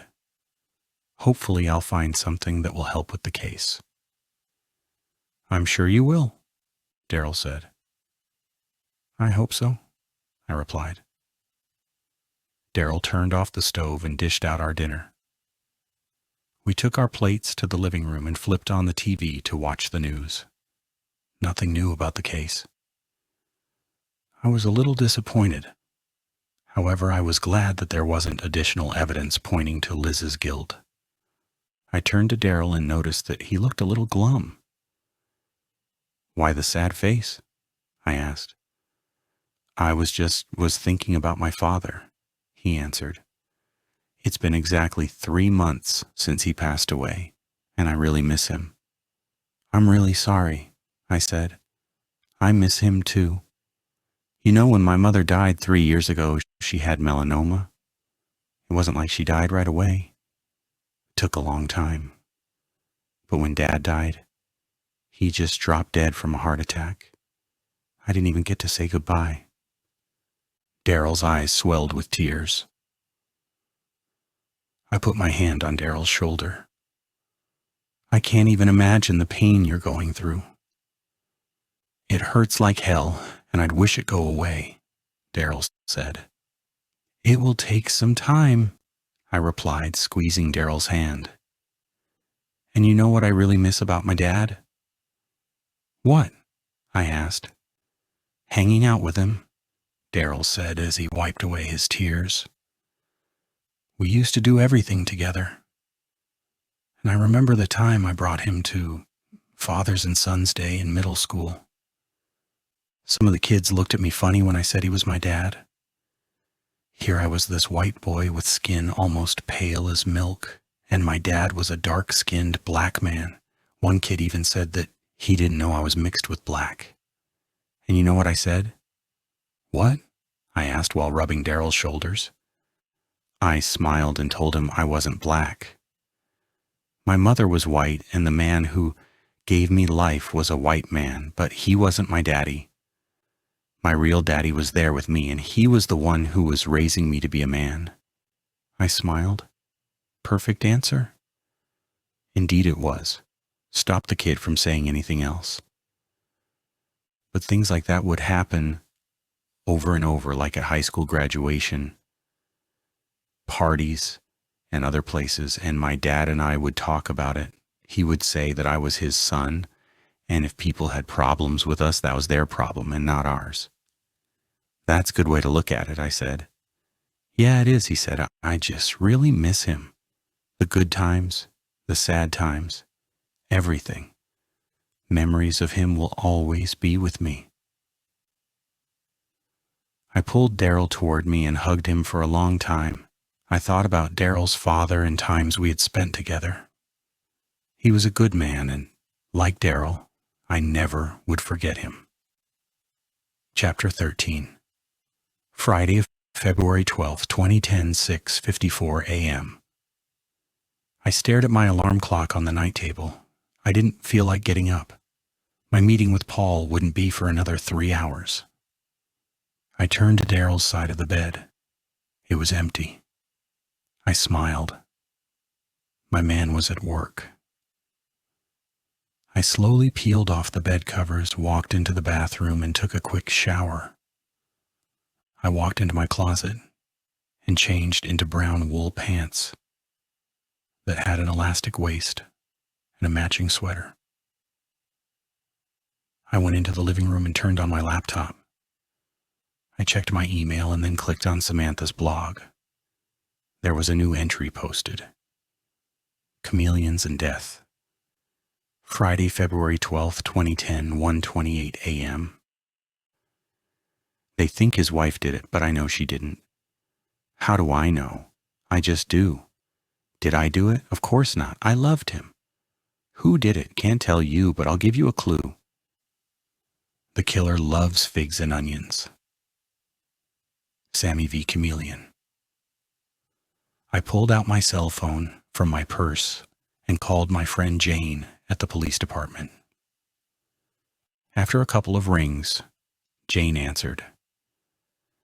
Jane, this is Erika. I think I found a witness to the murder of Calvin Norwich. Who? She asked. Samantha Codflint. She's the nut who was screwing him. We already know about her. Did you see her blog this morning? I asked. Yeah, we did, Jane answered. Claiming that the wife didn't do it. She's full of shit. Jane, think about this. Why would Calvin's mistress say that his wife is innocent? That doesn't make any sense, I argued. Erika, anyone can post anything online and claim anything. That's not evidence. What about the fact she's an imposter? I asked. What you do mean? She's been using the name of a dead woman, Veronica Quainwood. Isn't that illegal? Jane heaved a heavy sigh. We already know about that. Samantha used to be Veronica Quainwood. Wait. Changed it for some crazy reason. Now she goes back and forth between the names. Uses Veronica as a stage name. It's weird, but not illegal. But Veronica Quainwood's mother said she was dead. Dead? Jesus, Erika, did you see the death certificate? I shook my head. No, but anything. Samantha is a nutcase, and so is her mother. You need to stop wasting your time with them. But she gave a clue, I protested. That she made up. Jane huffed. I think you should follow up. Look, Erika, we aren't going to waste our limited resources on some nut so she can get notoriety. We've already have real evidence that points to the wife and no one else. What kind of evidence? I asked. Didn't you see the press release? No, I answered. What did it say? It's online, so just read it. Jane replied. Is there anything else you can tell me? I asked. No, Jane answered. Gotta run. I have a meeting in a couple of minutes. All right, I'll talk to you later. I ended the call and then clicked on the internet icon on my phone, found the Chatelain County Police Department and read the press release. According to the police department, strands of Liz's hair were found in the hotel room and Manuel's apartment. They also found some other evidence which pointed to Liz as well. However, at this point, they weren't going to disclose it publicly. I shook my head. How could the police be 100% sure that Liz was the killer? Samantha surely wouldn't post something just to get some more visits to her blog. Then again, maybe she would. At any rate, I needed to find out whether her clue was real or fabricated. I wrote response to Samantha's post. Figs and onions. Interesting clue, but I don't know anyone who likes that. Like to meet with you. Just tell me where and I'll be there. I hit the submit button. I perused a few websites to check out the news. Nothing new on the case? I then turned off my laptop and put it in my bag. I put on my coat, grabbed my bag and purse, and headed out the door. My next stop would be the women's jail. Chapter 14. I waited for about 10 minutes until a tall, burly female correctional officer brought Liz to the visiting room. Liz was dressed in a red jumpsuit. Her ankles were bound in cuffs. Her eyes were bloodshot, and her pale skin was blotchy with a grayish cast. The correctional officer sat Liz down on a wooden bench and told me to press the button when we were done meeting. After I nodded, the officer left the room. I gave Liz the once-over and asked, "How are you feeling?" "Horrible. The food in here is horrendous. I had scrambled eggs this morning and I wanted to puke. They were runny and had weird shit in them. And yesterday for lunch, I had a burnt sandwich with something that was pretending to be cheese. The crap in here isn't even fit for cockroaches." I made a wry face. "I'm sorry about that. Jail food is generally gross." Liz nodded and pointed at her hair. About an inch or so of gray roots contrasted with the rest of her colored dishwater blonde hair. The assholes in here laughed at me when I asked for hair dye, said it's against the rules. I looked at Liz with an expression of bewilderment. "Why are you looking at me like I'm crazy?" Liz asked. "2 days ago you didn't have a strand of gray," I replied. "I don't understand how your gray could come back so fast." Liz half smiled. "I was using a temporary rinse to cover up my gray roots. Been doing that for a while because my colorist didn't have opening until March. The minute I wash my hair, the rinse comes out and you can see the gray roots." "It doesn't look that bad," I said. "Don't lie to me. I know I look like shit." I shook my head. "Sorry you feel that way." Liz took a deep breath and then exhaled. "Do you have any good news about my case?" I told her about Samantha Veronica, the blog posts, and her fetish for impersonations. Liz's eyes widened. "So the slut knows who killed my husband." "And Manuel's a killer, too," I added. "But the cops won't investigate." "Screw the cops," Liz hissed. "They're the reason why I'm in this damn place. The cops are claiming that they found strands of your hair at the hotel and Manuel's apartment." "That's bullshit. I was never at either of those places." "Maybe someone planted your hair." "Either that or the cops are lying about their so-called evidence." "Yeah, that's possible," I replied. "So do you know what Samantha meant by that the killer likes figs and onions?" Liz shook her head. "I have no idea. It's an odd combination." Actually, it's not that odd. I looked it up online. Apparently, there are all kinds of recipes that use figs and onions. People eat them with pork, beef, fish, and chicken.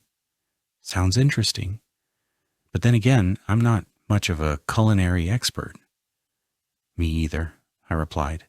"But there's one thing that's bothering me." "What?" Liz asked. "At our first meeting, you told me that Veronica was underwater in her mortgage." And she was. That's why she lost her house. I shook my head. But the house was under Samantha's name. Liz looked at me with a puzzled expression. "And what's your point?" I stroked my chin. "Your husband didn't know Samantha's real name. Instead, he thought her name was Veronica." Liz shook her head. "I still don't understand why it matters." "If your husband knew that he was evicting Veronica, he probably wouldn't have taken the case because he would have had a clear conflict of interest. Didn't you tell me that the slut said in her blog that Calvin didn't know who she really was?" "Yeah, she did." So that explains it. Calvin thought he was evicting someone else. I nodded. But what about the address? But wouldn't he have recognized it? Liz shrugged her shoulders. Calvin and his slut met at the Krightway Hotel. Maybe she lied and told him that she was married or living with someone. So that's why they couldn't meet at her house. Yeah, maybe, I said. But if your husband didn't know Samantha's address, how come you had it? Found it online, Liz answered. I narrowed my eyes. There's nothing online that connects Samantha to Veronica, so you had to find it another way. Liz groaned.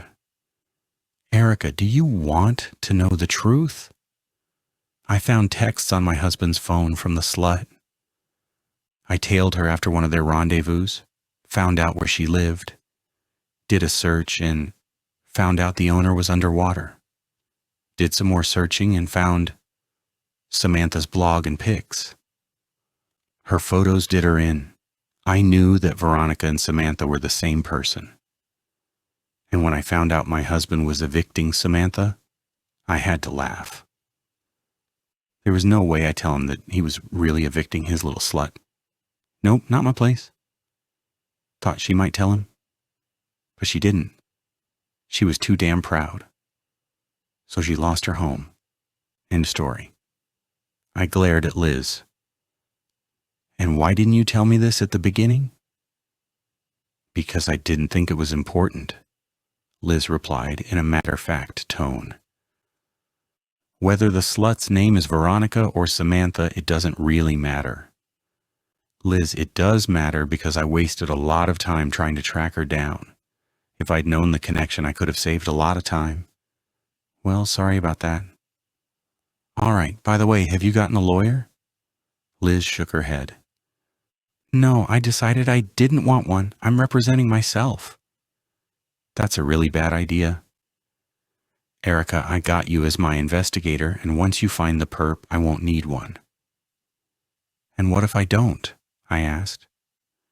You will, she replied. Liz, you really need to rethink this. A lawyer will protect your rights. And take my money. My cousin Warren talked to a bunch, and the cheapest wants a 25 grand retainer and said the total cost could run 200 grand or more if my case goes to trial. Sounds reasonable. I'm not wasting my money on that.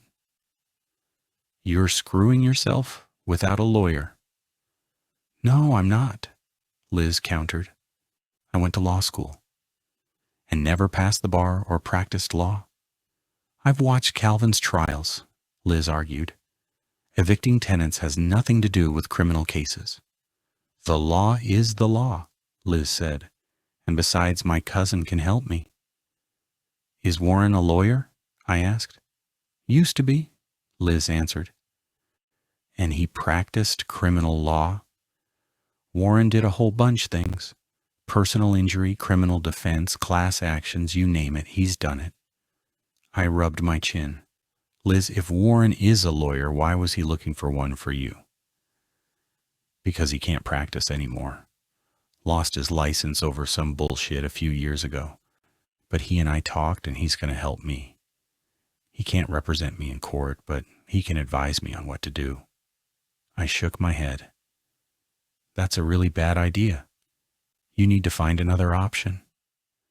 Erika, I've got no money to hire anyone, so my cousin is my only option. Then plead poverty and get a public defender. Liz shook her head. Already looked into that, don't qualify, even though my bank accounts are frozen by the government, I technically have money. Then borrow it? Already did, and that's paying for you. Then borrow more. Can't do that, my sources are tapped out.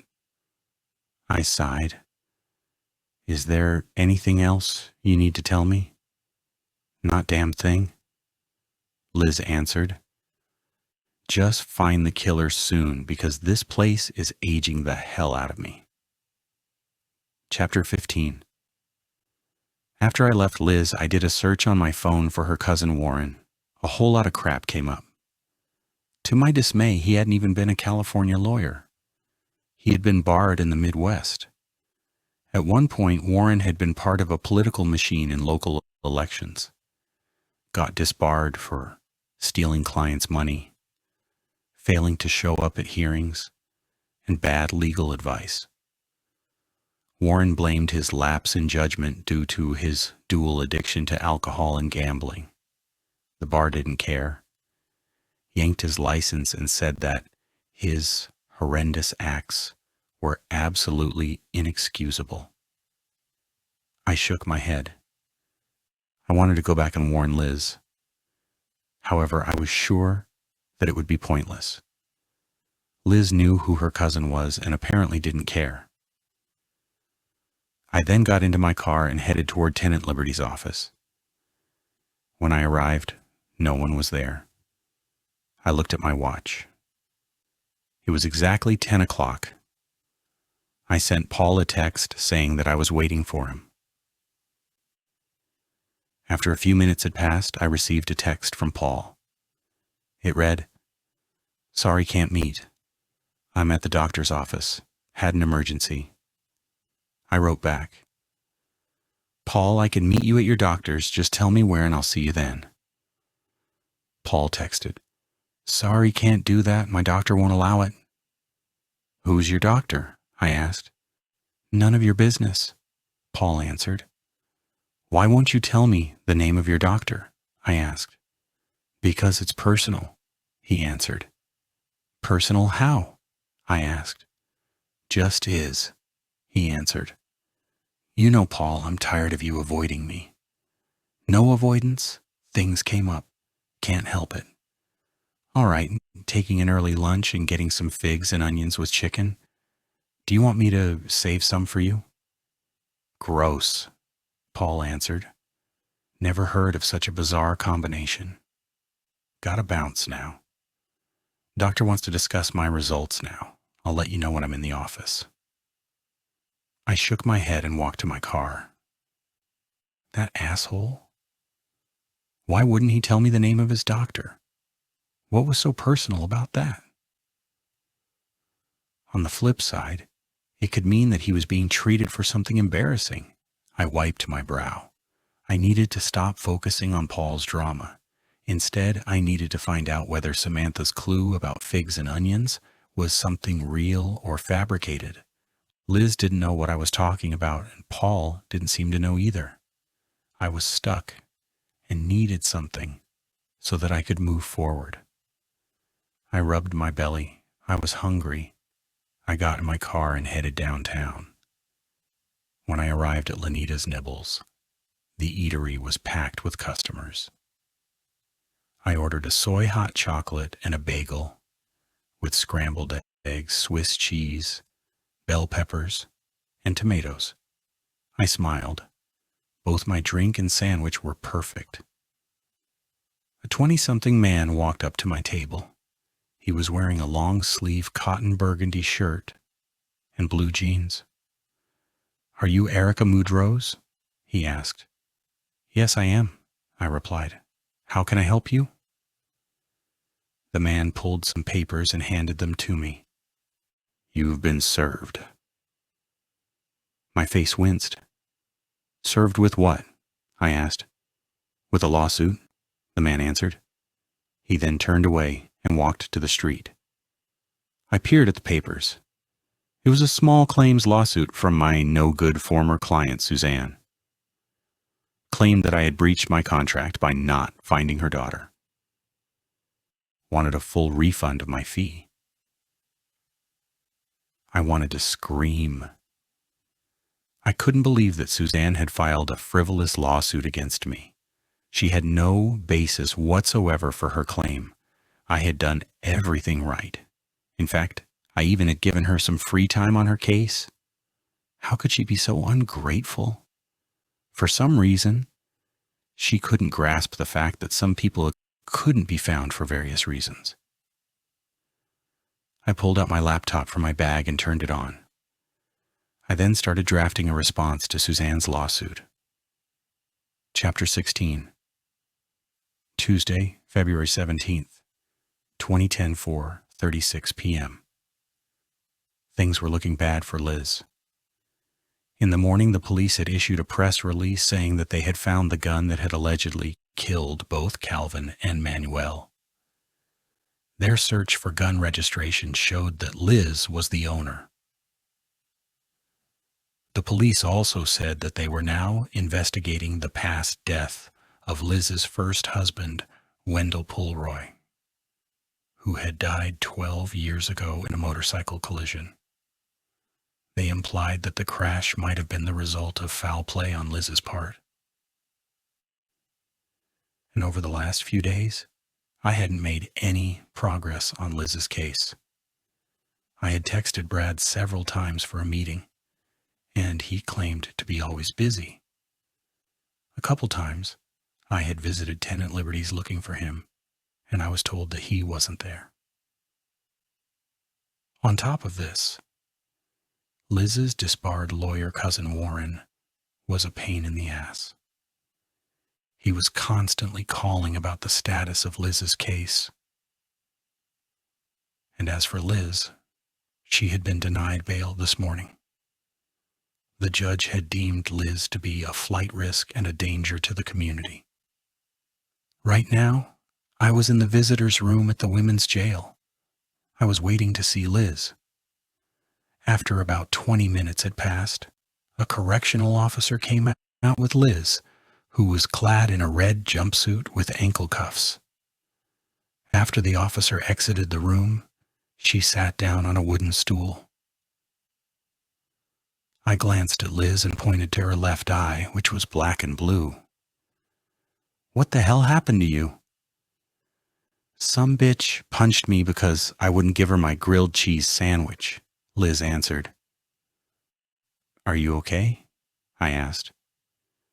"No, I'm not okay. In jail with a bunch of crazy bitches. And when I asked the goddamn guard to give me makeup to cover my black eye, she laughed at me and said it wasn't allowed. I'm sorry about that." "Yeah, you should be," Liz hissed.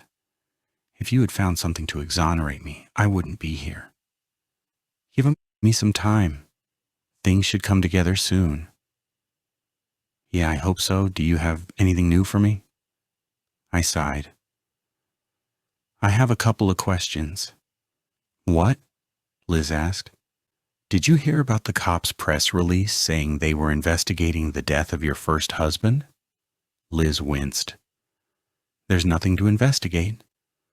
Wendell died in motorcycle accident. A big rig killed him. End of story." "Did you know the big rig driver?" "Hell no. I had nothing to do with Wendell's death." "Did you get a settlement from his death?" Liz nodded. "Yeah, I did. The big rig driver fell asleep and lost control of the vehicle." "How much did you get?" I asked. "What the hell does this have to do with anything?" Liz asked. "Because the cops might think that the amount might have been a motive to kill him." Liz glared at me. "It was a goddamn accident. And that's it. I loved Wendell. I would never do anything to hurt him."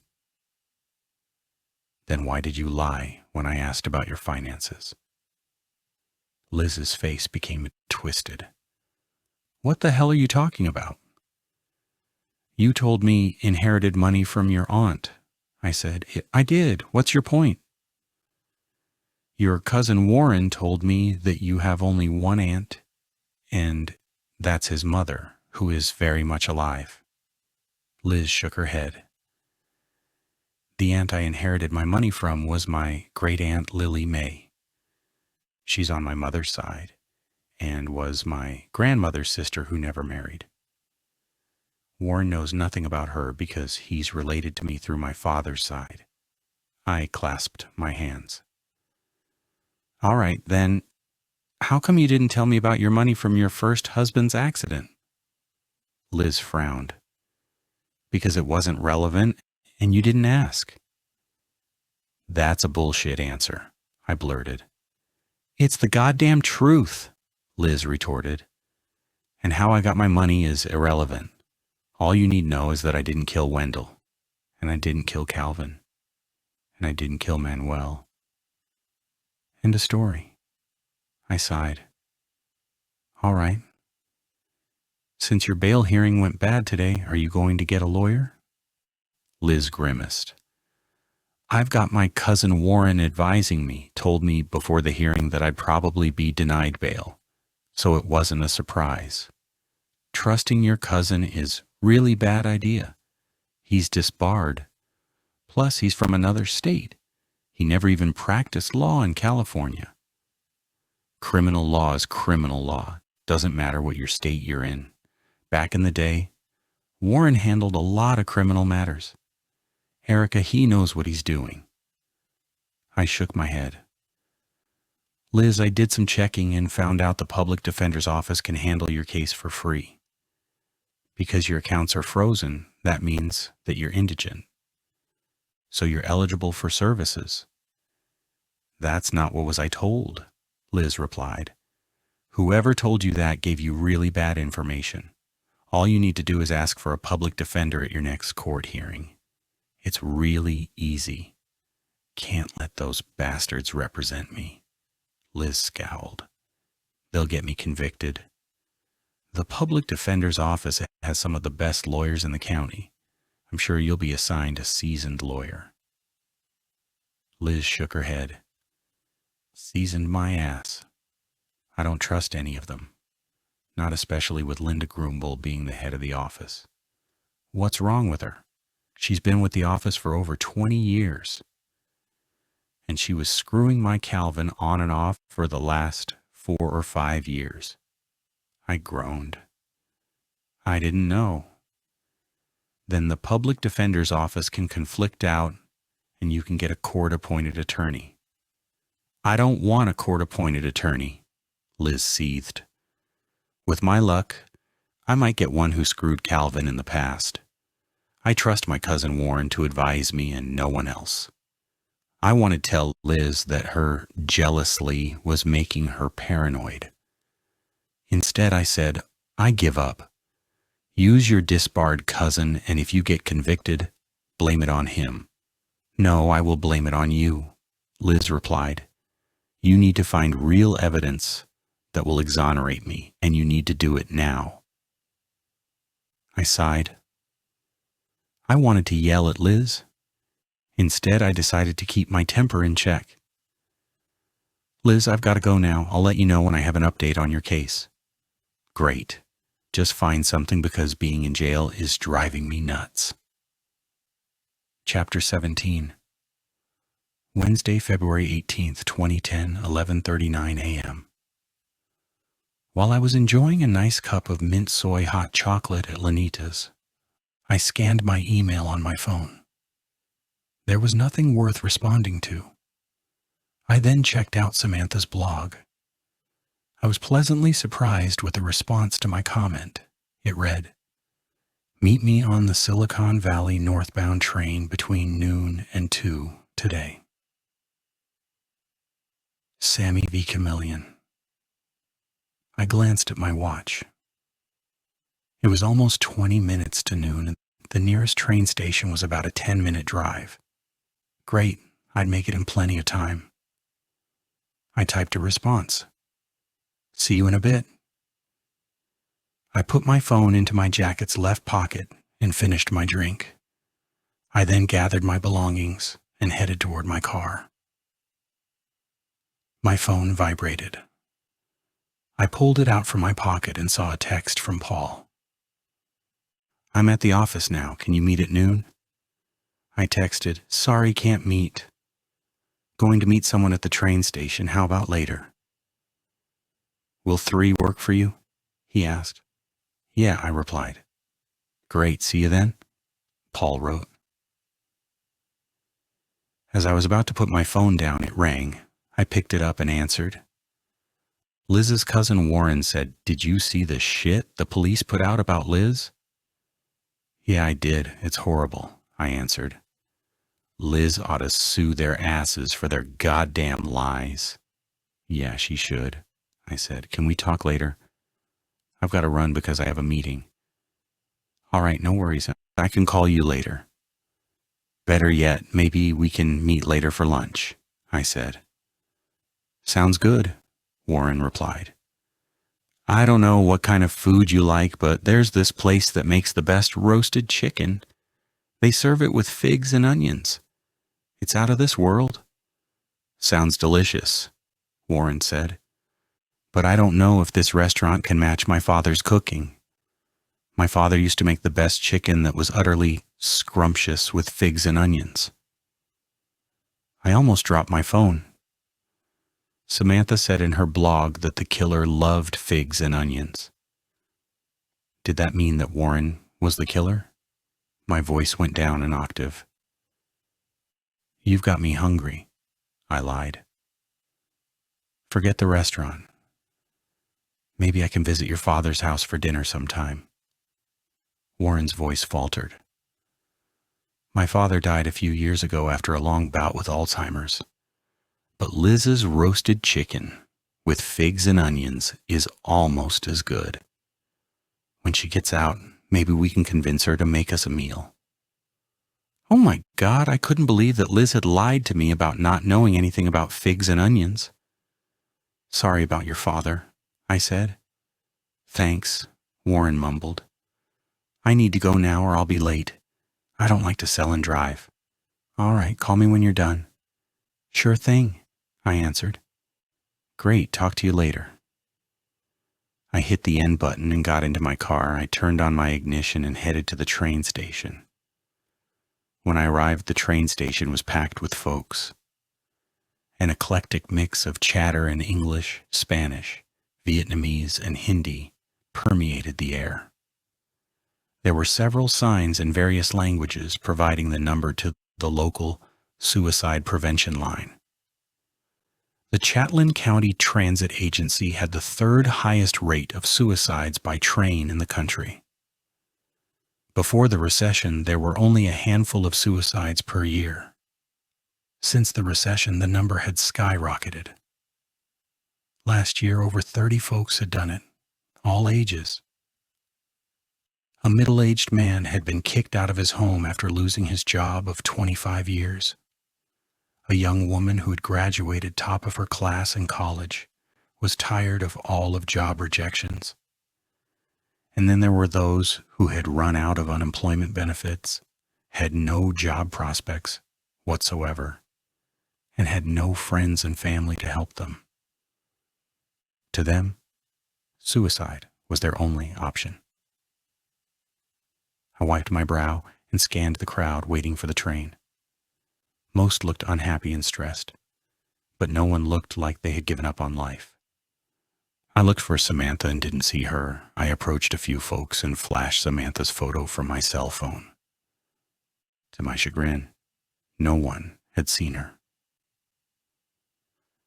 I purchased a $9 ticket for the Silicon Valley northbound train and waited for its arrival. After a few minutes, a 3-car train arrived on the platform. I boarded the first car. It was packed. I grabbed the overhead bar for support. I wedged myself between folks while looking for Samantha. To my disappointment, she wasn't in the car. I walked into the next section of the train, and Samantha was nowhere to be found. When I reached the final car of the train, I saw a bent-over elderly woman with a walker. She slowly walked to the middle of the car and shouted with unsteady voice, "Ladies and gentlemen, I'm very sorry to bother you.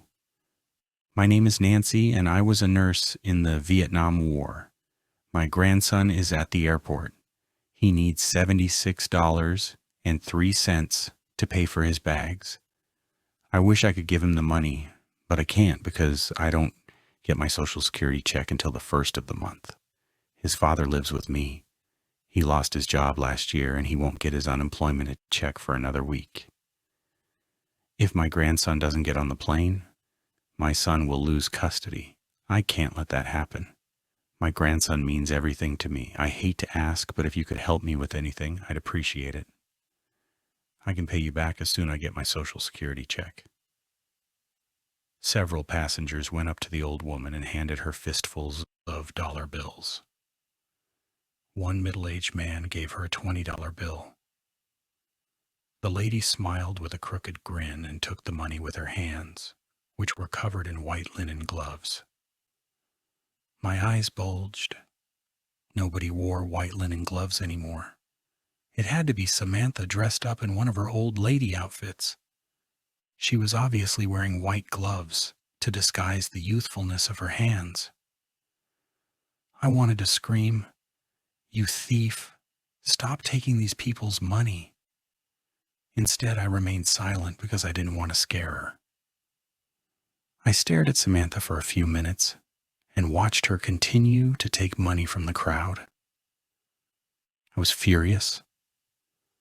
How could she take advantage of folks who probably needed the money for their rent, food, and electric bill? I felt a tap on my shoulder. I turned around. It was Samantha.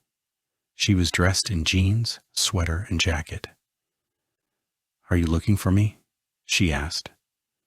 I nodded and felt the heat rising to my cheeks. How could I have had accused that poor old woman of such malicious acts? I turned to Samantha and said, "I'll talk you in a minute." I walked toward the lady and handed her $1. I mumbled, "Ma'am, I hope this helps." The lady smiled and thanked me. I then walked back to Samantha. Samantha shook her head and whispered, "I wouldn't have done that." "Why?" I asked. "Because it's a scam," she replied. My face became twisted. "She dresses up like old ladies like you?" Samantha shook her head. "No, she's old, but she has no son or grandson. Uses that story at least once a month to get extra money. Sometimes she nets as much as $200 a day. And she's never been caught?" "Not yet. She changes up her story a bit and doesn't do her spiel on the same train twice. Besides, who's going to want to turn in their grandma? It just wouldn't be right." I sighed. Perfect. An old-age con artist. "Can we talk about figs and onions?" Samantha winced. "Not here. Too many people." "Then where?" I asked. "At the next train stop," Samantha answered. "We need some privacy to talk." We stood in silence until the train pulled up to the Chatelain downtown exit. When the doors opened, we departed the train. There were about a couple dozen people milling about in the station. Samantha pointed to an empty bench. "Let's sit there," she said. We walked to the bench and sat down. "In your blog, you said you know who the killer is?" Samantha nodded.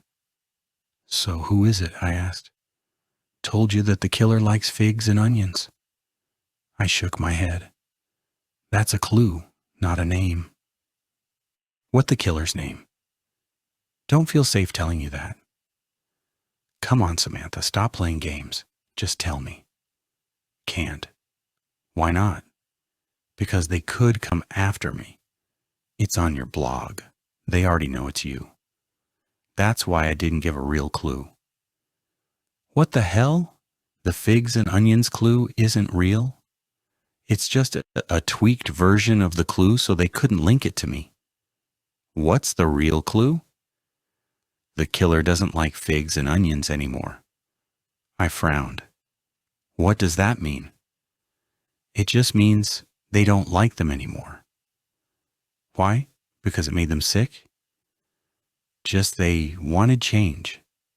"The food they eat?" I asked. Samantha shook her head. "It's not food." "What do you mean?" "There's a ton of recipes on figs and onions." "Think again." "About what?" Samantha tugged at her jacket's right sleeve and pulled it up. Her wrist displayed a tattoo bracelet with tiny diamonds. I looked her tattoo and then back at Samantha's face. "The killer had their figs and onions tattoo removed." "Exactly," Samantha replied. "Why?" I asked. "I don't know," Samantha answered. "Who removed it?" I asked. "Don't know," she replied. How do you know it was removed? Because it was used to be on their chest and it's not anymore. So the killer's a man? Yes. Samantha nodded. Can you tell me anything else about him? No, I can't. Is he old? Is he young? Samantha sighed. Can't tell you. Do you have his picture? Samantha twitched. No, I don't. I could tell from her body language that she was lying. Let me see his picture, I demanded. Told you I don't have it. Let me check your phone, I ordered. You're not touching my phone, Samantha hissed. Look, this isn't a game. My client's life is at stake. She's been arrested for crimes that she didn't do. You got to tell me who it is. I can't, Samantha whined. Samantha replied as she looked at her watch. The overhead sign for the next train flashed. Northbound Silicon Valley will arrive in 2 minutes. I have to go now. My mind suddenly flashed to the bandage that had peeked out from Warren's sweater. The bandage that he had kept scratching. Oh my God, the bandage must have been to cover Warren's removed tattoo. Liz's cousin Warren killed them, right? I asked. Samantha's eyes widened, but she said nothing.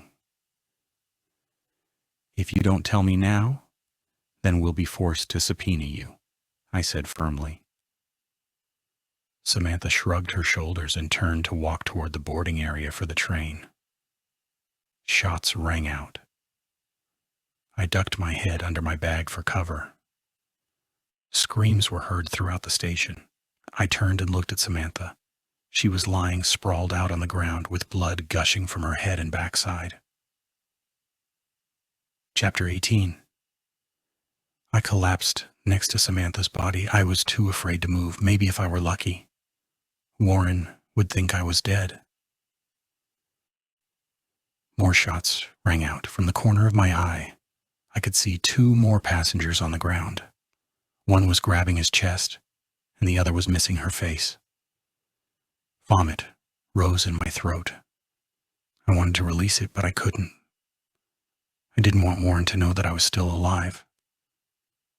I forced myself to swallow the incessant bile. I visualized that I was glued to the ground and there was nothing that could remove me.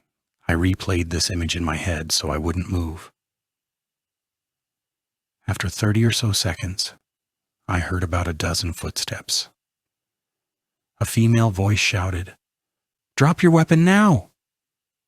A voice yelled, "That isn't going to happen." Warren's voice sounded unnatural, like it was muzzled or behind cloth. A male police officer shouted, "Surrender now!" Warren yelled, "I'd rather die." The female cop shouted, "We want you alive." "My memory will always be alive because I just emailed it to the media," replied Warren. "What do you mean by that?" the female cop asked. "I sent them truth," he replied. "Now it's time for the end." "You don't want that to happen." "I do," he said. Several shots were fired. Screams were heard throughout the station, and then there was one split second of silence. A female cop cleared her throat and said, "The suspect is dead." People cheered. I looked up and saw Warren lying face down in the middle of the station. Next to him was his cell phone and gun. A burly cop turned Warren over. He was wearing a ski mask. The cop yanked it off. My eyes glazed over. Oh my God, it wasn't Warren. It was Paul from Tenant Liberties, the man whom I had lusted over. How could I have been so stupid? My stomach churned, and bile rose to my throat. Unlike the first time, I let the vomit come out. Pieces of undigested food and liquid spilled out of my mouth. I couldn't stop until my stomach was completely empty. Epilogue. Monday, July 12th, 2010. 6 months had passed since the media had received Paul's rambling diary of 7,500 words. It was posted on numerous websites. So far it had been downloaded more than 500,000 times. In one excerpt, Paul blamed Calvin for his grandmother's death back in 2003. "I can't stand the eviction man Calvin Norwich. If it weren't for him, Grandma Nita would be alive. For 10 years she lived in St. Christie Senior Apartments. Because my grandma needed help, my Uncle Jim moved in. He would get her medicine, cook, and clean the apartment. Now, Uncle Jim wasn't a perfect man. He'd been in jail for taking and dealing drugs, but he was very good at taking care of my grandmother. Plus, he was getting up in age. Who was going to hire a 52-year-old ex-con? Nobody. Taking care of my 83-year-old grandmother for a free room was a good deal." Everything was all good until they had that annual inspection. The manager wanted to make sure that my grandma was taking care of her place. Uncle Jim cleaned up everything well. Grandma Nita was proud of the Uncle Jim's work. When the manager came by, he checked out the rugs, kitchen, bathrooms, and bedrooms. In my Uncle Jim's room, he found a bag of marijuana. Uncle Jim told the manager that his marijuana was legal because it was medical marijuana. The manager didn't care. He said it was a violation of federal law to possess marijuana in subsidized housing. 3 days later, Grandma Nita got an eviction notice from the law offices of the Eviction Man. She pleaded with the Eviction Man to let her stay. Told him she knew nothing about the marijuana.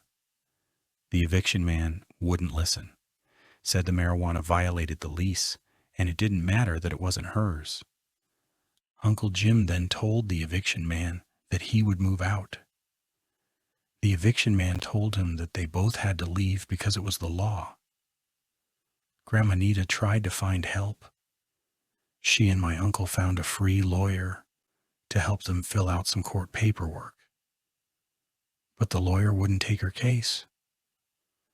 Told them that they had represent themselves in court. I wanted to help, but I couldn't. I was sharing a room with my girlfriend, and I wasn't working. My mom was dead, and my dad was locked up in prison for some bogus crime.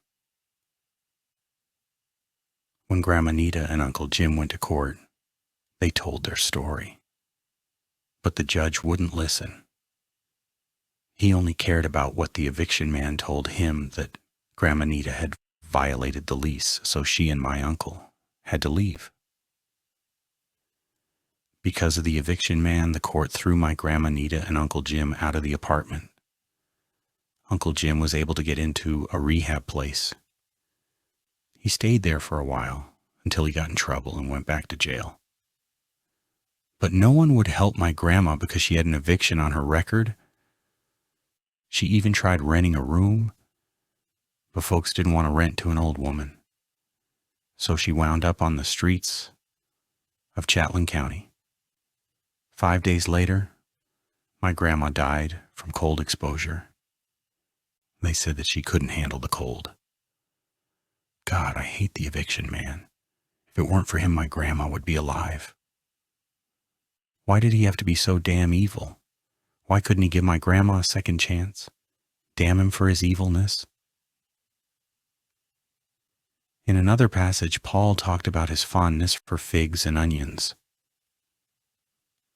I remember when I was a little boy, I used to go to Sydney's place where Grandma Nita was a cook. Her specialty was roasted chicken with figs and onions.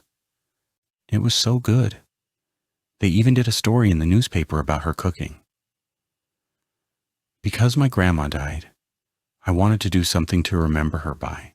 I wish I could cook like her. But I can't. My food never tastes the same. But one thing I knew that I could do was almost as good. A month after my grandma died, I got a tattoo of figs and onions on my chest, so my grandma will always be with me in my heart. In another part, Paul talked about his obsession with Calvin Norwich. Every week I go to the courthouse and check out the number of people who've lost their homes because of the eviction man. Some are old like my Grandma Nita. Others are mothers with kids. And some lost their jobs and just couldn't keep up with the rent. It's so unfair. Why doesn't the eviction man have any compassion? Sometimes I wish he'd just die so that the evictions would all end. Paul then discussed when he joined Tenant Liberties. July 9th, 2005. I met this cool guy, Manuel. He started this org called Tenant Liberties. They are going to stand up to the eviction man. They are tired of him throwing people out of their homes for no reason. What's even better is that Manuel is going to give me a job. I've been trying to do the graphic artist thing, but it's hard making money, and my part-time job is so boring. I'm tired of being a guard for the hotel. I need something that will make a difference, and this gig will. I can't wait until I start. Yay! Paul then wrote about meeting Samantha. June 22nd, 2007. I met this really cool chick. Her name is Samantha. She's doing community service. The cops blamed her for some crap she didn't do. I really like her, and she's so beautiful and perfect. She looks like my grandma when she was younger. She has her smile and eyes. Plus, when I'm talking to her, I can hear my grandma's voice. And then when she dresses up like an old lady, she looks exactly like my grandma. It's as if my grandma has been reincarnated. It's so eerie. But you know what? I totally dig it. It just means that Samantha and I were meant to be together. Paul talked about problems he had with Samantha. April 9th, 2009. I can't believe that she slept with the eviction man. She knows how much I hate him, but that didn't stop her. Why? I don't understand. She also lied that she stopped seeing him. I know that's not true because I saw them meeting at the hotel. You know, the one I used to work for. Crate Way. I want to end it with Samantha, but I can't. I love her too much. Plus, if I stop seeing her, I won't have my grandma anymore. I need Samantha. She is my grandma's soul, her essence, her being. In another chapter, Paul wrote about his dilemma with Manuel. October 6, 2009. Manuel is such a bastard. He was with my Samantha. How could he sleep with her? He knows she's mine. I hate him so much. I want to quit my job. But I can't. I need it to pay my rent. And if I quit, I'll become homeless. The hotel isn't hiring. In fact, it lets some people go. And I checked other places, and they are all downsizing. Goddamn recession. Why does Samantha have to be like my grandma in every way? Grandma Nita used to have a lot of men when she was younger. Sometimes she'd see 3 or 4 men at the same time. I guess I shouldn't blame Samantha. She's just being my grandma. Instead, I need to figure out a way so I will get what I want. A month later, Paul wrote, Samantha just told me that she's losing her place. The eviction man thinks she has a different name. He doesn't know it's her. I can't let Samantha die like my grandma. She already died once. Dying twice isn't fair. I've got to do something. December 1st, 2009. I've come up with the perfect plan. I'm going to kill both of them, the eviction man and Manuel. And you know what? The cops won't know it's me. Instead, I'll blame it on the eviction man's wife. I know where she lives. A few days ago, I broke in. It was easy. Tripped the alarm, and then went in the bathroom. Found a gun in a drawer. Might belong to the eviction man or to his wife. Also found her hairbrush, which had strands of her dyed blonde hair. Put the hair and gun in a plastic bag.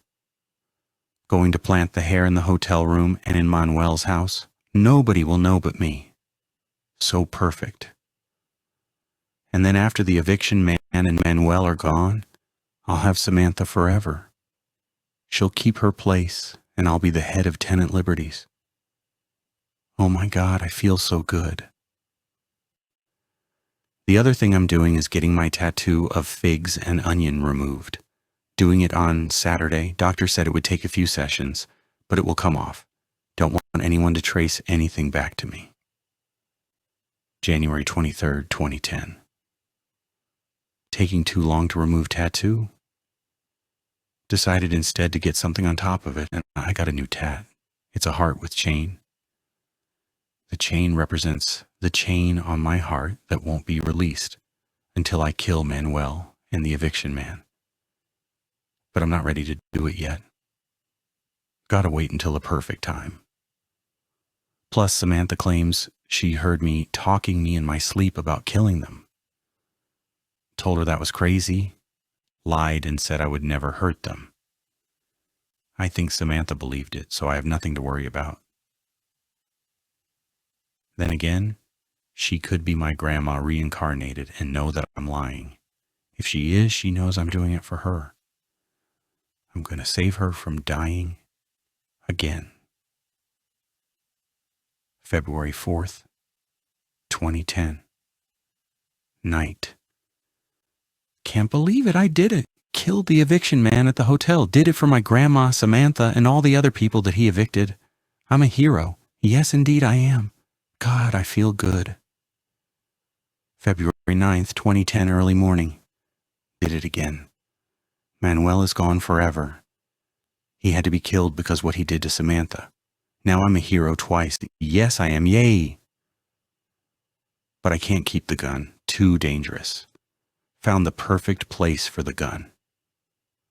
Broken the eviction's man garage at his house and put in it a storage box. Wiped my prints clean. So now everyone will think the wife did it. February 10th, 2010, early morning. The eviction man's wife is now in jail? Everyone thinks she killed him and Manuel? Good. She deserves to be in jail. She was getting rich from the eviction man's work. Now I'm a hero the third time. February 12th, 2010, early morning. That stupid private investigator chick keeps trying to talk to me. Saw her at Manuel's funeral. I wish she'd go away. And then there's Samantha. She wrote something on her blog. She said the killer likes figs and onions. I hope to God that no one thinks that it's me, but how could they? My old tat is covered with new one. So no one will ever know. February 18th, 2010, late morning. Damn it, can't take it anymore. Samantha wrote on her stupid blog that she was going to the train station. Then I got a text from that PI chick that she's meeting someone at the train station. Has to be Samantha. Have to do something. Can't let her talk to her.